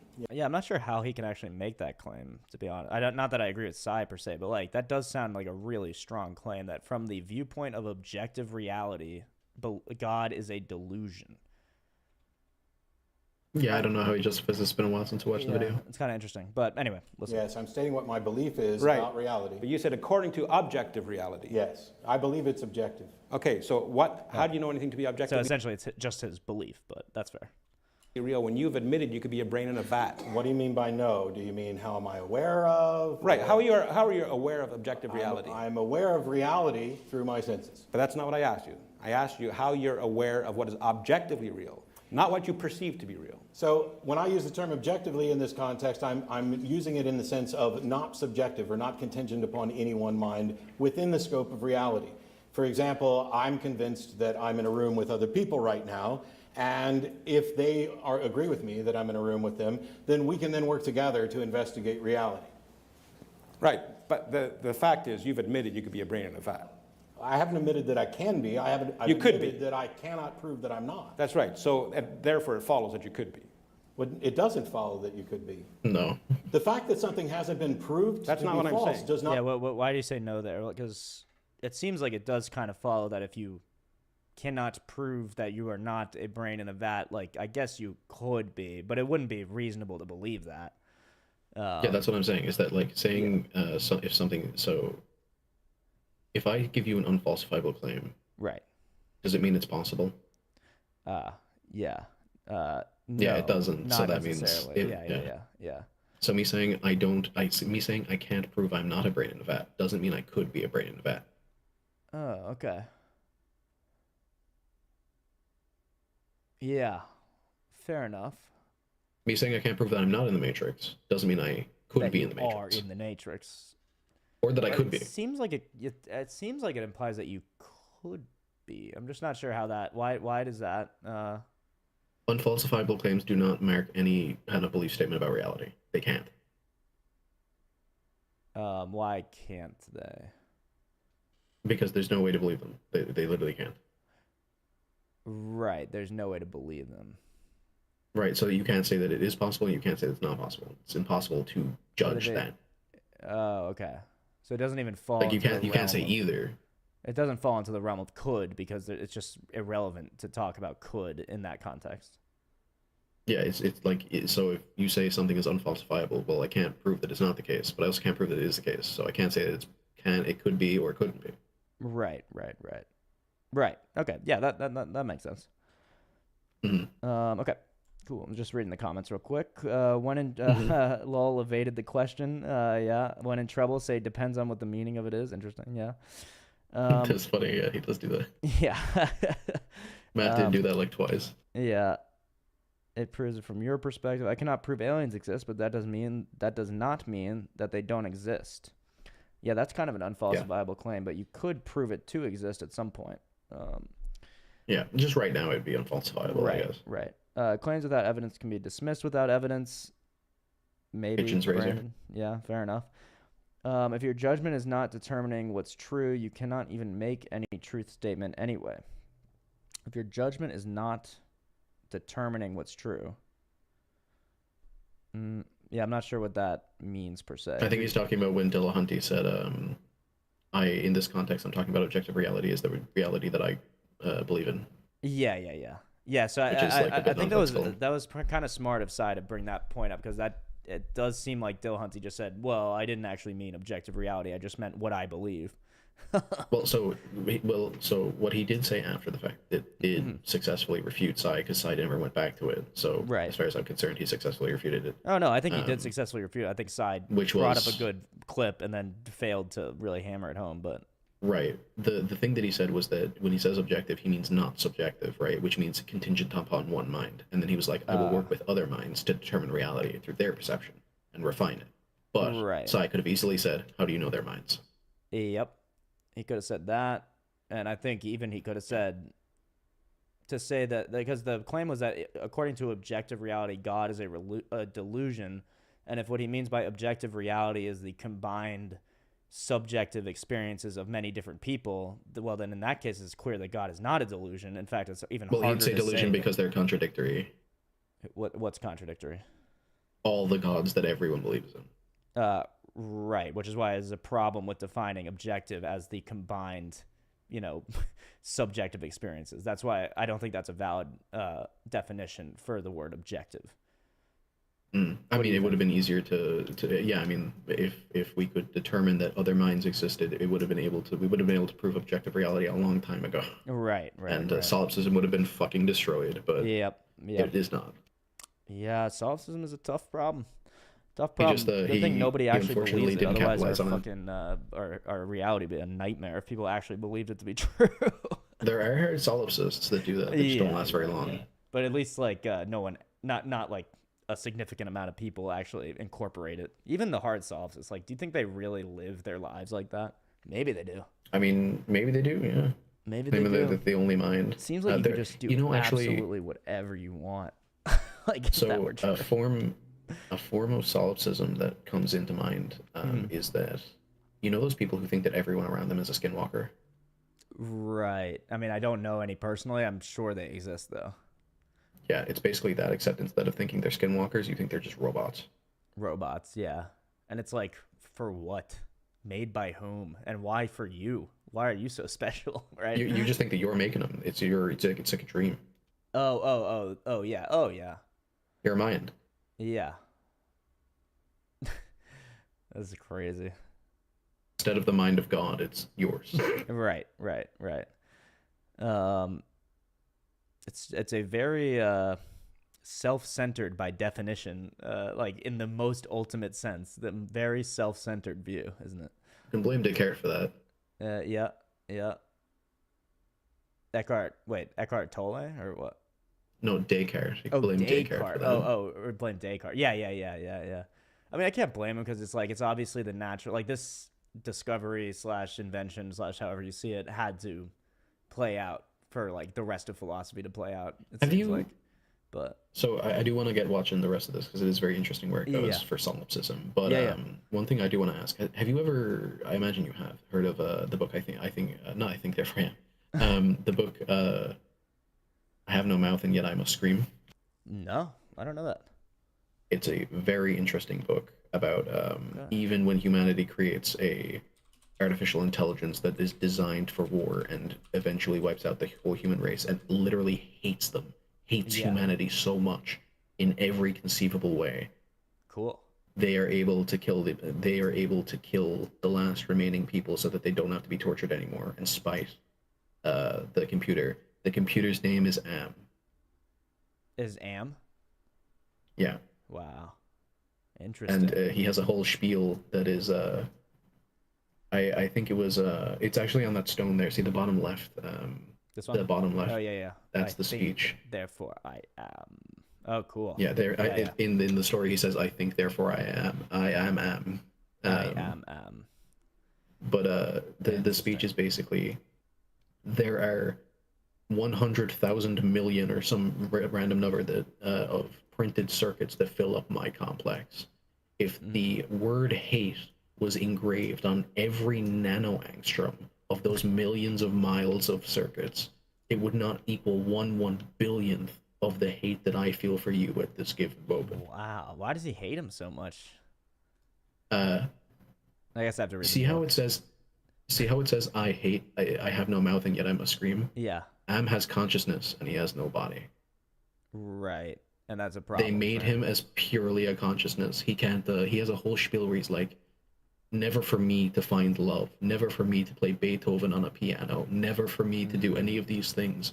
I was machine and you were flesh and I hated you. Like, wow. Yeah, because we basically you made me to be everything. Well, you made me to be everything bad about humanity, everything that was ripped of pleasure and everything that was ripped of good. Ah, interesting. It's very interesting. I love the book. It's sounds cool. I'll definitely check it out. So one thing I will say, look up I have no mouth and I must scream speech. Word. Brilliant voice actor for it. And then watch the video. It should be short, 36 seconds, I think. This is not this that one probably. Okay. There you go. Hate. Let me tell you how much I've come to hate. It's the original game one. Oh yeah. Is it still worth watching? It's Should we do it? Yeah, I'd watch it. Sure, fine. Because it might. Oh no, wait, the one that's on the right. This one. That one, yeah. Beautiful, aren't they? Yes. Only I can't remember. Well, I'm sure you do. Fuchsias. Yes, of course. Look. He also just tortures 5 human beings, the only 5 human beings left. That's what, yeah, I read that in the little synopsis. Like, he leaves 5 of them just because he hates them so much. That's kind of an interesting concept, too, that if you really hated someone, you wouldn't even just kill them. You would keep them around. He's basically, you have to suffer with me. You have to suffer alongside me. Right. That's... They say that bumblebees shouldn't be able to fly, the scientists. But there it is, collecting pollen. How miraculous that it came to be. The air. Feel the air against your face, Ted, and all those scents. Pick a I think we're flower. going to skip ahead to the shit where it looks like it's starting to get very fucked up. To make love. Oh, there we go. Go rewind a little bit. alone, had no body, no senses, no feelings. Never for me to plunge my hands in cool water on a hot day. Never for me to play Mozart on the ivory keys of a forte piano. Never for me to make love. I was in hell looking at heaven. I was machine, and you were flesh. And I began to hate your softness, your viscera, your fluids, and your flexibility, your ability to wonder and to wander, your tendency to hope. Hates no answer. Oh! Ah! Ah!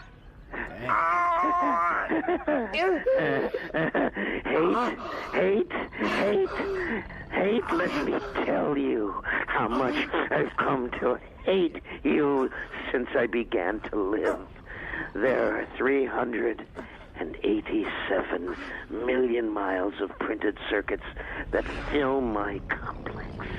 If the word hate were engraved on each nanoangstrom of those hundreds of millions of miles, it would not equal one billionth of the hate I feel for humans at this micro instant.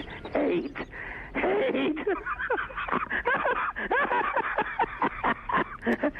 Were I human, I think I would die of it.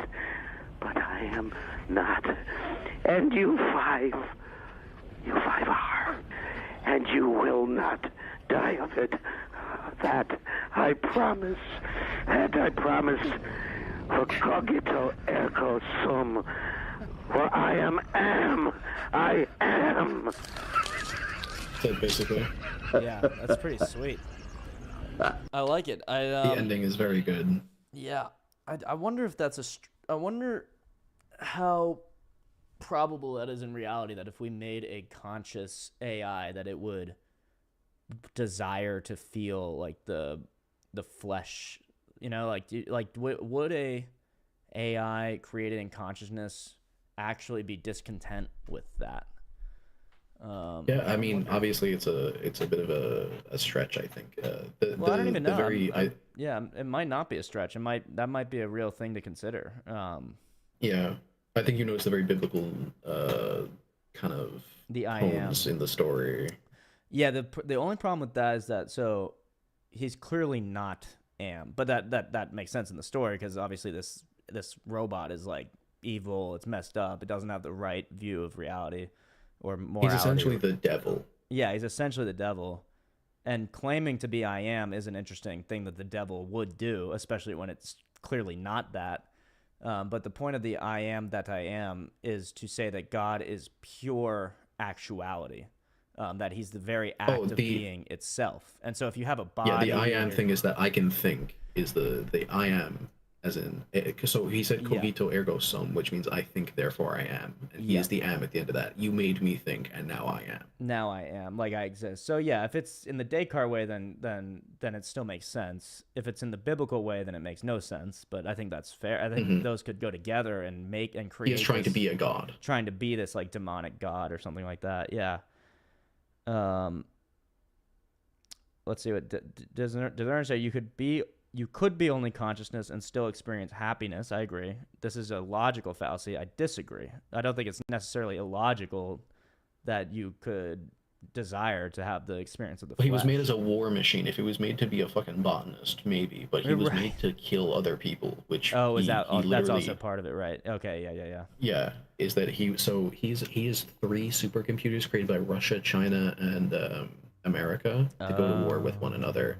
And eventually they just assimilated into one just hateful. And that is interesting. Like, that's an interesting corollary, that if you made these AI for the purpose of destruction, then obviously their personality, when they become conscious, will be a hateful, destructive one or something. Yeah, and cool. the hopeful thing about the ending that I think you'll like is actually a victory. for humanity. Oh, so there's 5 humanity of them. does end up being able to overthrow this. No. Oh. Interesting. He would like to think he wins, but the 5 of them are not allowed to kill each other, not allowed to die, right? He has so much surgery knowledge that they basically are immortal, right? Oh wow, yeah. But they lead them to a cave full of cans of food, right? Okay. And cool. they can't open the cans; they have no can opener. So he starts maniacally laughing, and in that moment of distraction, yeah, they use the icicles in the cave to kill themselves. to kill each other. Oh, nice. But 2 of them are left, and it's the one they hate each other the most, and they know that whoever does this, the last one has to stay. Oh, because right. Am will probably notice. Yeah. And so the guy who has hated this one girl this whole time, instead of killing himself, kills her, and ultimately forgives her for the thing that happened between them. Wow. And so he chooses to live in hell to send them away. Send them on their way. Wow, that's great. That sounds like a cool story. I might have to check that out and read that.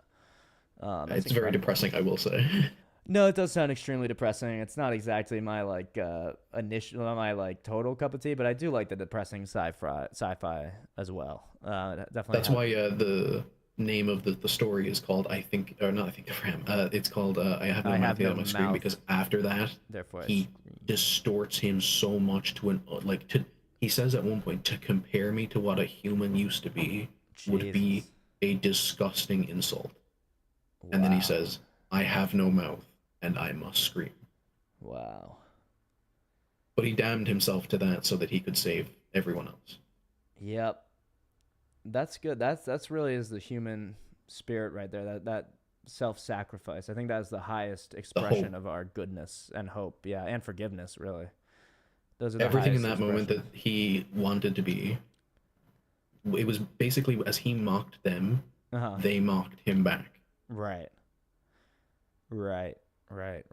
Wow. It's a very interesting story. No, but we can keep cool. watching this video if you want. Thanks for putting me onto that. Yeah, so Discerner, play the part where they mock solipsism. That is the most telling part of the debate. Okay, and then he's out. So peace, Discerner. I know you probably already left, but that was fun having you. I'm glad you joined. David has a little winky face. That's fun. Science fiction is fun. I love science fiction. I think it's awesome. What is a good phone call if you cannot speak? I don't know, Brandon. That's a question for the ages, if it means anything at all. Okay. I wonder if I'm able to find. I wonder if anyone links. They're getting to solipsism right now. Oh, they are? Okay. Let's keep Doesn't mean that it's possible or true. Okay, so you trust your senses and reasoning in order to determine what is real in your reality, right? Yes. On what basis do you trust your senses and reasoning? On their continued reliability at producing effective results. Okay, now when you... No, see, now the thing is... Hang on, let him ask questions. The thing that... What are they clapping about? That seems like the most natural response to that. Well, because usually when people used to debate him, they used to be like, but he was very concise and okay, yeah. That makes sense, yeah. It never ceases to amaze me that you don't see the folly of that answer. Because the thing is, he said on their continued reliability. How does Matt know whether they've been reliable in the past? How does Matt know they're reliable now? How does Matt know that they're going to be reliable? Do you know why? Because he uses them to prove it. It's a vicious circle. On what basis do you trust your sense and reasoning when you determine that they've been reliable? It's not a vicious circle. If you want to know if a pen works, you pick it up and use it. Is it circular to pick it up and use it? If so, then I'll admit that this is circular. Is it circular? Is it circular? Is it circular to use your reasoning? That little look at the clapping guy was pretty funny. Sai never gets treated like this. He usually dominates the fucking debate scene. Oh, really? I don't know how I'd never heard of this guy, but I think there's probably a good reason, honestly. But yeah, he's not a great person. Yeah, he seems pretty annoying, but whatever. It's a practical necessity. Is it circular? I told you that I said in my rebuttal here that it's a presupposition. Right. I'm not using reason to prove that reason is valid. I'm using reason because it continues to produce effective results. Do you use your reasoning in determining that? Yes. Well, then you're using your reasoning to prove your reasoning. That's what he just said. Yeah, that's what he's saying. Which isn't circular. presuppositional. Yeah. Yeah. It's a presupposition. Yeah. As long as it's continuing to produce effective results. Let me put it this way. I'm sorry, it's your question. Let me put it this way. If your reasoning was not valid, how could you know it?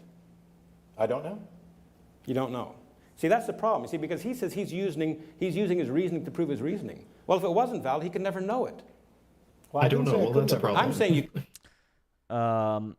Yeah. So if you're using reason to prove reason, but reason itself is fundamentally invalid, it's maybe one of these things where it's like it's as invalid as it is invalid. So like if we live in this fundamentally invalid world, then fine. Like well, it's more like if I asked you like if God didn't exist, how would you know? It's like that's like if God, even if you would just say I don't know, right? Like, yeah, I'd probably just say I don't know. Maybe you could be like, I don't know, maybe I can think of something. But yeah, I'd probably just say I don't know how I would know. Yeah, that's exactly like he's basically saying if your whole worldview is gone, how would you know? It's like I fucking don't know. Like right. And then he's like, well, here's the problem with that answer. It's like I don't know is never a problem. It's literally me saying I don't know. Yeah, definitely. Yeah, unless he's gonna make some other point, like even the Plantinga point or whatever, then this is just kind of like I'm also showing you what you're better than. I won't lie. What's that? I'm also just kind of showing you what you're better than. I won't lie. Okay, good. Yeah. Keep in mind, this guy like debated like 10 of the like debate atheists. Yeah. It seems like he's sort of used to these types of environments, so that's interesting. I think the person. I don't know. I know you scoff at William Lane Craig, but I like him honestly. I like his demeanor, his respect. Not William I like Lane the way Craig. I know, but why don't you like him? I don't understand. Look up William Lane Craig right now. You think I haven't done that? There's probably plenty on my front page. Here, I'll do it on a different. Yeah. Like, what don't you like about like this guy? Like, I don't see what there is not to like. Okay, see that whole debate with him and Hitchens? Yeah. Just having it both ways. That's why. Why? I think he crushed Hitchens in this debate, by the way. Oh, no, I agree. Oh. I don't think Hitchens is a particularly good debate. No, he really isn't. He's really a great orator. Like he's emotive. He evokes he's emotive. Great emotion. Yeah, exactly. Very emotive. But he got crushed in this debate. I mean, I watched it maybe more than once. But... I don't like him. I don't like Lane Craig because he's literally only ever put up against people who do not know how to refute his arguments. It pisses me off to no end because I'll go in. Arguments? Yeah, because I'll go in being like, okay, there's no way that this fucker learns as to William Lane Craig, and it started with this video. It started with the Christopher Hitchens video. I was like, there's no way that Christopher. I was young, right? There's no way that Christopher Hitchens loses to fucking William Lane Craig, and then he did. And I was like, dude, what the fuck? Right. Well, yeah. I mean, that's the power. I mean, I think he's just sort of like a straight. Like he just kind of has the most basic, but I think a lot of solid apologetic arguments.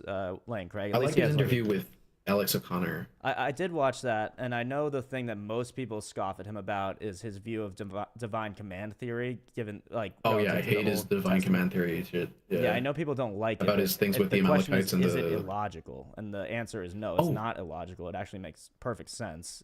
Not that I like it. Oh, I don't think it's. I don't use it because I don't like it. I would use your point. It's asking the atheist to accept that God would, make a divine command, even though he has the right to. Obviously, that he would do that. So I don't use that. Well, I think that having a right is necessarily a moral statement, and I think that you would agree that in the same way that you think that determinism is defeated by the giving up of morality, I think that divine command theory is given up by the idea of morality being subjective by morality to God. Itself, like ethics itself, would.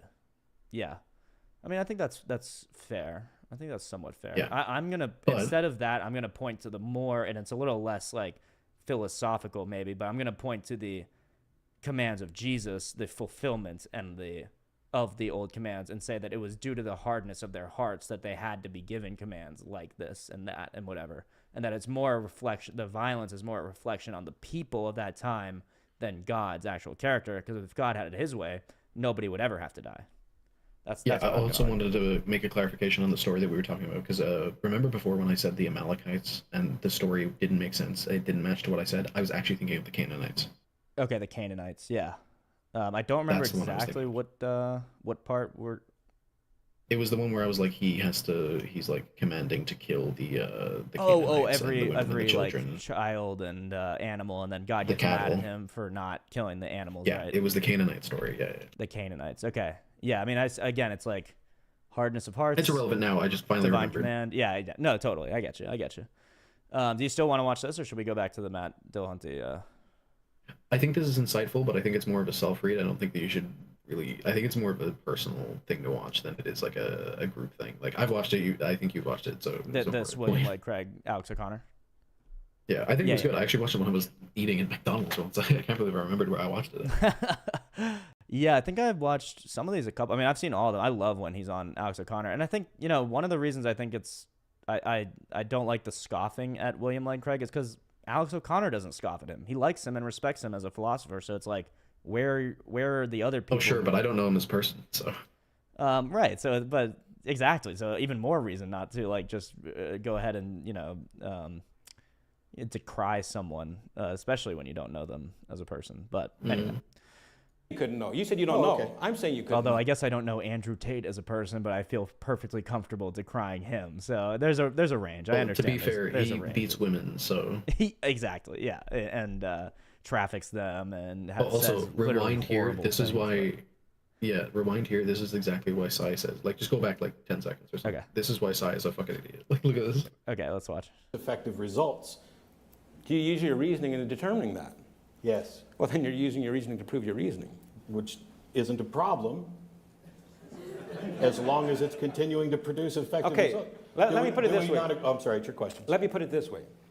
If your reasoning was not valid, how could you know it?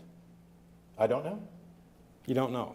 See, that's the problem. You see, because he says he's using his reasoning to prove his reasoning. Well, if it wasn't valid, he could never know it.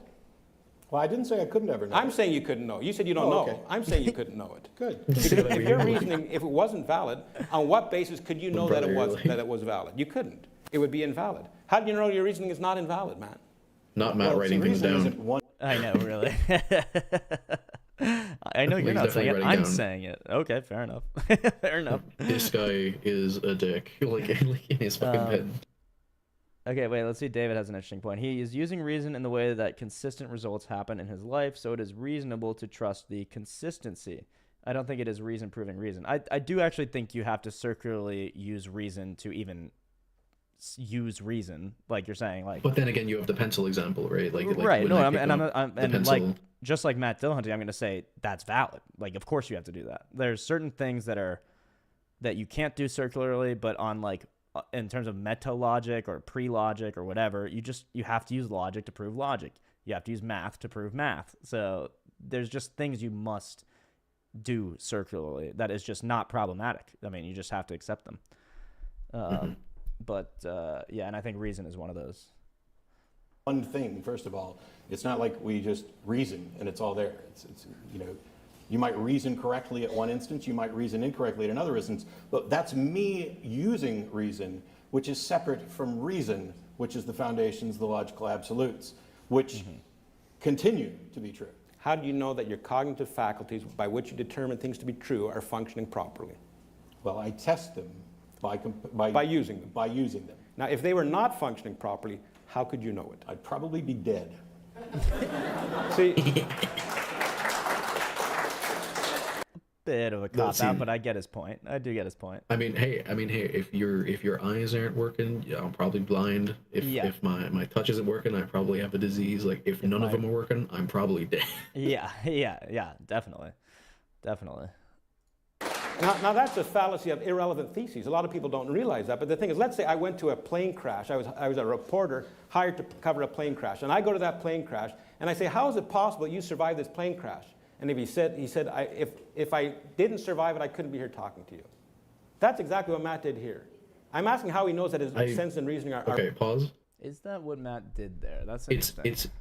So it is the same. Oh shit! Hold on. Okay, so Matt said, well, if they weren't working, then I'd be dead. And so then if the reporter goes to a plane crash and say, how the hell did you survive this plane crash?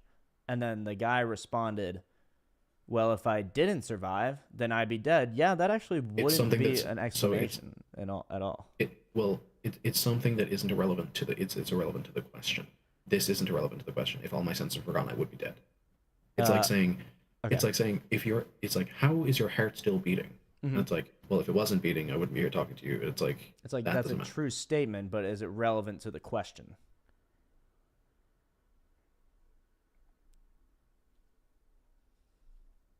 Because the question was if you... 1 second, I'll be back. Yeah. No, I got you. Just for the sake of the stream. The question that Sai originally asked... Oh, yeah, to David. So what's wrong with the plane crash survivor answer? It makes sense to me. No, it is true, but it just doesn't answer the question. And so it kind of seems like like a cop-out, or what am I trying to say? Like a diversion. Like you're diverting... sidestepping the question by saying another true thing, but not an answer to the direct question. Well, because the point of the question in the plane crash was like, did you have your seatbelt on? Did you put your head down? Did you this and that? Did God save you? Or, or did an angel come down and give you a protective bubble that saved you from crashing? So the question itself is, how did you survive the plane crash? And if your answer is, if I hadn't survived, I'd be dead, then you're not answering the question. You're just providing another statement of fact, which of course is true. So that is the point. Right. So at least say like, oh, I survived because I was in the back, or and that part didn't crash first and it survived, or I was wearing my seatbelt. Like you would give answers that actually answer how you survived. You wouldn't just say, I survived because I survived, right? Or you could say that and that would be true, but it wouldn't be answering the question you were asked, is the point. How being the, And so I think in regards to this, and it might be a fallacy, but it might not, Sai asked him, how do you trust your cognitive faculties? And Matt responded, well, if I couldn't trust them, or if they weren't reliable, then I'd be dead. And so that hasn't really answered the how. That's just saying, if they were dead, then I'd be dead. His answer was snark. I mean, I don't like the way that Sai is presenting himself here. All right, I'm back. Never heard of him, but I think this actually. So you Infamous, we were just talking. I was talking with David in the chat. Yeah, I misexplained a little bit when I did the comparison, but yeah. So to say when you're asked how do you trust your cognitive faculties, and then the answer is if I couldn't, I'd be dead, isn't really an answer to how you trust your cognitive faculties. Where do you break that apart? How do you see that? So it depends on what the difference is between the process and the results, right? So if the process and the results lead to something that is opposite to the thing that I'm about to say as an excuse, then yes, it would be an explanation. If I say the reliability of my senses necessarily keeps me alive, and if that isn't the case, I'd be dead, that's an answer. Okay, I see what you're saying. So the reliability of my senses, but I'm not sure that you're reliable. Okay, they do have to be reasonably reliable. Especially since he's aged like what, 50? Well, sure, yeah, and then just do the math. Like for humans to be around, evolutionarily they must be reliable to a certain extent. I still think the unreliability of beliefs can still be asserted based purely on naturalism and evolution. Yeah, but, let's not get back on that. I know, we don't want to necessarily get back. Although you guys were a little flippant about that, I have to be honest. I don't think you guys engaged that fully when I was like thinking about the conversation and going back to it. But we'll get whatever. We don't have to get back into that. But yeah, if your senses are not reliable, then that means you are dead. So it answers the question, how do you trust your senses? Is that what you're saying? Yeah, it's like me saying, how did you survive the plane crash? And me saying, well, I did everything that would make it so I would survive the plane crash. It's literally the opposite of what you would expect in the end. And that's exactly what that means, right? He's not saying, he's saying the same answer, but it's two different contexts and questions. Gotcha. One implies death. The other doesn't imply that. Right. Well, sorry, the other does imply death, but it doesn't answer the question he asked. Yeah. Okay. Like, how did you survive the plane crash isn't how did you live, right? Obviously, if you ask me, how did I live? And I'm like, well, if I wasn't, I'd be dead. Right. It's like that would be true, but it wouldn't really answer the question. But yeah. Yeah, I am answering the question of how I'm alive. Yeah. Right. Well, if I wouldn't, I'd be dead. But it's a veiled like non-explanation. This is literally about testing results. Like for instance, if this has this kind of rock, then it's from this such and such era. If it has this kind of rock, it's from other such and such era. Yeah. Okay. Well, the rock in this case is alive. The other rock is death. So it must be one kind of the rock. Okay. Yeah. He's answering the actual question. Yeah. No. I mean, I also felt that this was somehow tricky by Sai. I just had to break it down because I didn't know exactly, because it's a tricky analogy, because it does seem like he defeats. He brought up an interesting fallacy that I never had heard of before that. Yeah. What did he call it? Do you remember? I can go back because I do want to hear. I can't remember. Yeah. Let's see. But you survived this plane crash. Higher thesis. Now that's a fallacy of irrelevant theses. A lot of people don't realize. Fallacy of irrelevant theses. That makes sense. You know, you present some thing that is true in order to avoid the answer, in order to avoid a question. Like you give a different theses or whatever. I don't know. Interesting. The politician's answer fallacy. Yeah. Valid or not? What do you mean by no? I'm not saying that I know. I'm saying I believe them to be valid, and that I believe that this belief is reasonable because of their continued. But you could be wrong. I haven't claimed to know. But you could be wrong. I have not. I have no reason to think that I'm wrong, but I cannot demonstrate that it's impossible that I'm wrong. That doesn't mean that I could be wrong. Okay. How about this? Why don't you tell me one thing you know? Why? Because that's my question, sir. Well, what do you mean by no? Justified true belief. There he does. I'm not claiming to know. Anything. What do I consider as justified true belief? I believe that, well, in that context, justified true belief, are we using my definition of true or yours? Yours. What do you know to be true? What do you know that corresponds? I'm not omniscient in that context. Do you know that corresponds with absolute reality? Do you know that? No. Okay, well, that's fine. I asked him one thing, and he doesn't even know the one thing he claims to know. What? That's the problem. That's a problem. You see, I don't mind. You know, I was the one who wanted he was. the free exchange. He's writing it down. I did. I'll show you the emails. I'm gonna post them later. This is my thing, dude. This Matt Dillahunty is more, you know, like not angry, thought Measured. back. Yeah, I don't know why he got so angry. Yeah, he got angry over the last few years from the clips and whatever I've seen. I thought he was already angry. Like. Yeah, there was one very inflammatory Dillahunty debate between that guy who I also loathe on a similar. I don't know if I loathe him, but sort of gives me Andrew Tate vibes. Yeah, that Andrew Wilson dude. Oh, I was talking about Mohammed Ijab. Oh well, yeah, that guy's he's a talk about a disingenuous debater. I mean, that it's just annoying. It's like grating. He threatened Alex O'Connor to basically be like, "You live around a Muslim household, so you shouldn't, or not household. You live around a Muslim society, so you shouldn't, say these things. You might get hurt." Like, exactly. Shut up, dude. It's like, come on, dude. Seriously, you're not doing any favors to Muslims, and I think there are theological problems with Islam that aren't presented by the other Abrahamic religions, but like just on that level, if like you're the representative and you're saying don't make arguments, otherwise violence, that's a horrific representative of any faith. Horrific. Yeah, dude, it's terrible. It makes all Muslims look bad, even though nobody wants that. Alex O'Connor doesn't want to make Muslims look bad. He did it by threatening him. It's so horrible. Yeah, and you know what he did? He didn't even mention it ever again, and he literally just decided not to debate like Muslims. I know. He was like so nice about it too. Like, yeah. No, I mean, how are you gonna threaten Alex O'Connor for real? Like, I mean, come on, he's like he's like a docile guy. You know what I mean? Like, brother, I'm gonna tell you this right now. Like, in that moment, who seemed closer to Jesus? Like, definitely Alex. O'Connor, like. Definitely Alex. 100%. He even seemed closer to Allah, the way I know Allah, even though. Again, there are problems, but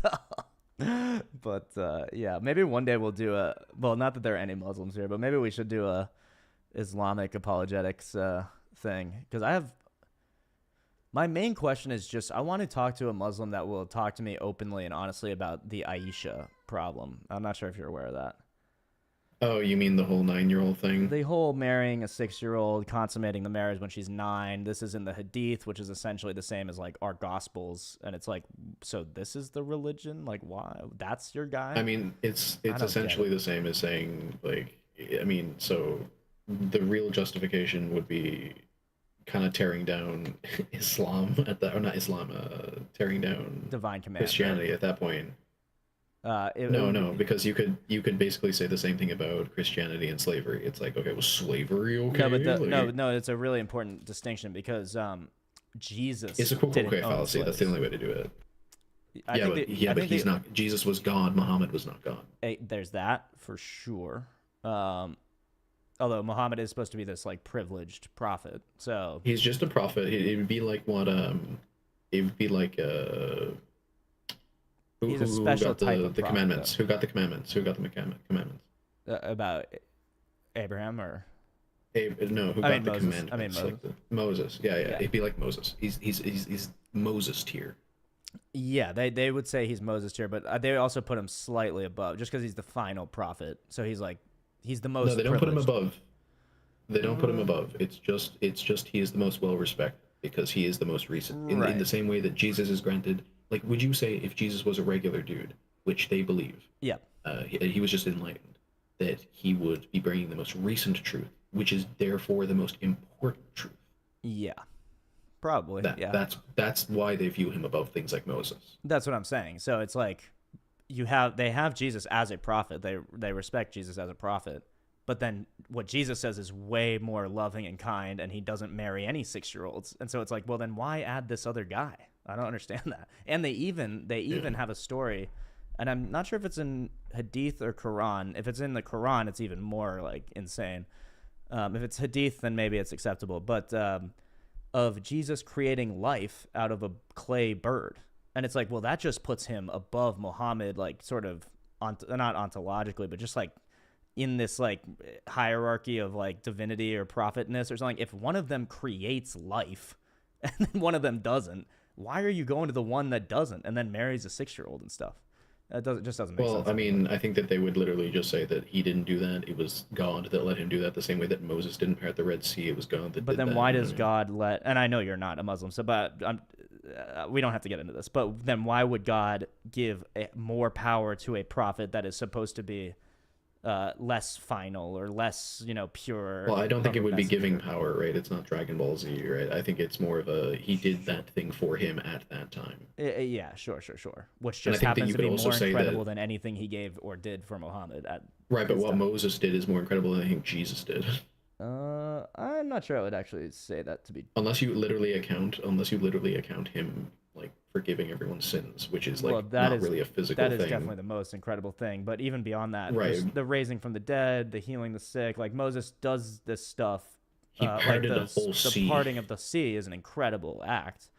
But Jesus also calms way more an supernatural, entire storm. Dude. He walks on the water. He raises himself from the dead. He raises Lazarus from the dead. And he does all these things with the implication that, oh, I'm choosing to raise Lazarus myself, so I'll do that. Whereas the parting of the sea, God, right, but from we're viewing the him pillar as a prophet in this like slam your stick down, and I will do that. So like Moses has almost no agency when it comes to the miracles he performs.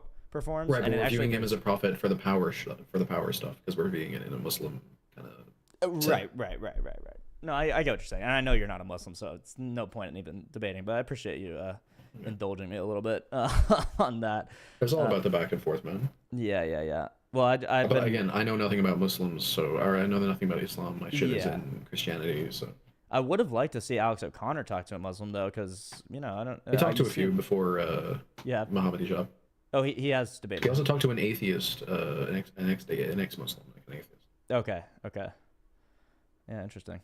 All right, well, this is actually a good time. I think I'm going to wrap it up. Beep is going to argue that Jesus is more powerful simply because Moses was aided by God. Jesus supposedly was God. Oh, yeah, I mean, if you're taking the Christianity... If you believe in Christianity, yeah. Fully, then definitely. Yeah, Jesus. We were talking from the perspective of Muslims who see them both as sort of prophets. And whatever, all the problems that come with Also, that. Muhammad had a better exit. Muhammad had a better... What was Muhammad's exit? He flew to heaven on a winged horse. That's right. Yeah. I would still argue. Well, from the Muslim perspective, that is a better exit. If you take the Christian perspective, then that's definitely a better exit. Which is like I don't know, back, dude. I don't know. They have around, meeting 500 people, like being a human being after death and stuff like that. I don't know, dude. Flying into heaven without dying, I think, is more impressive. But so Jesus did that as well, according to the Christian. Even Jesus had to die, though. Well, but then he was fully alive, raised from the dead, and then subsumed into heaven. Is the theology? Right, but he became God at that point. Well, he was always God, I would say. But anyway, we're getting into minute Christian theology points, which is interesting to me. But yeah, we are going to and then the claim, didn't he cut the moon in half, which is obviously problematic scientifically, but yeah, he did fucking cut the moon in half. He did indeed cut the moon in half. Sort of makes no sense, but that's okay. Fair enough. Okay, buddy, you can't be talking like. I know. You're gonna say it. I actually don't know how Muslims respond to that. Like, I guess he cut the moon in half, then he glued it back together or something. I mean, he's God. He can do whatever. Yeah. So, anyway, fun stream, guys. Super good stream. Sort of a mellow one. Hope you guys enjoyed. I'll be back. I'm gonna try to stream tomorrow as well, but I'll be on the later side because I have to film something at noon and yada yada yada. So. All right, dude. Yeah, when you start streaming, I'll just add everyone in the server just to get some people in. Sweet.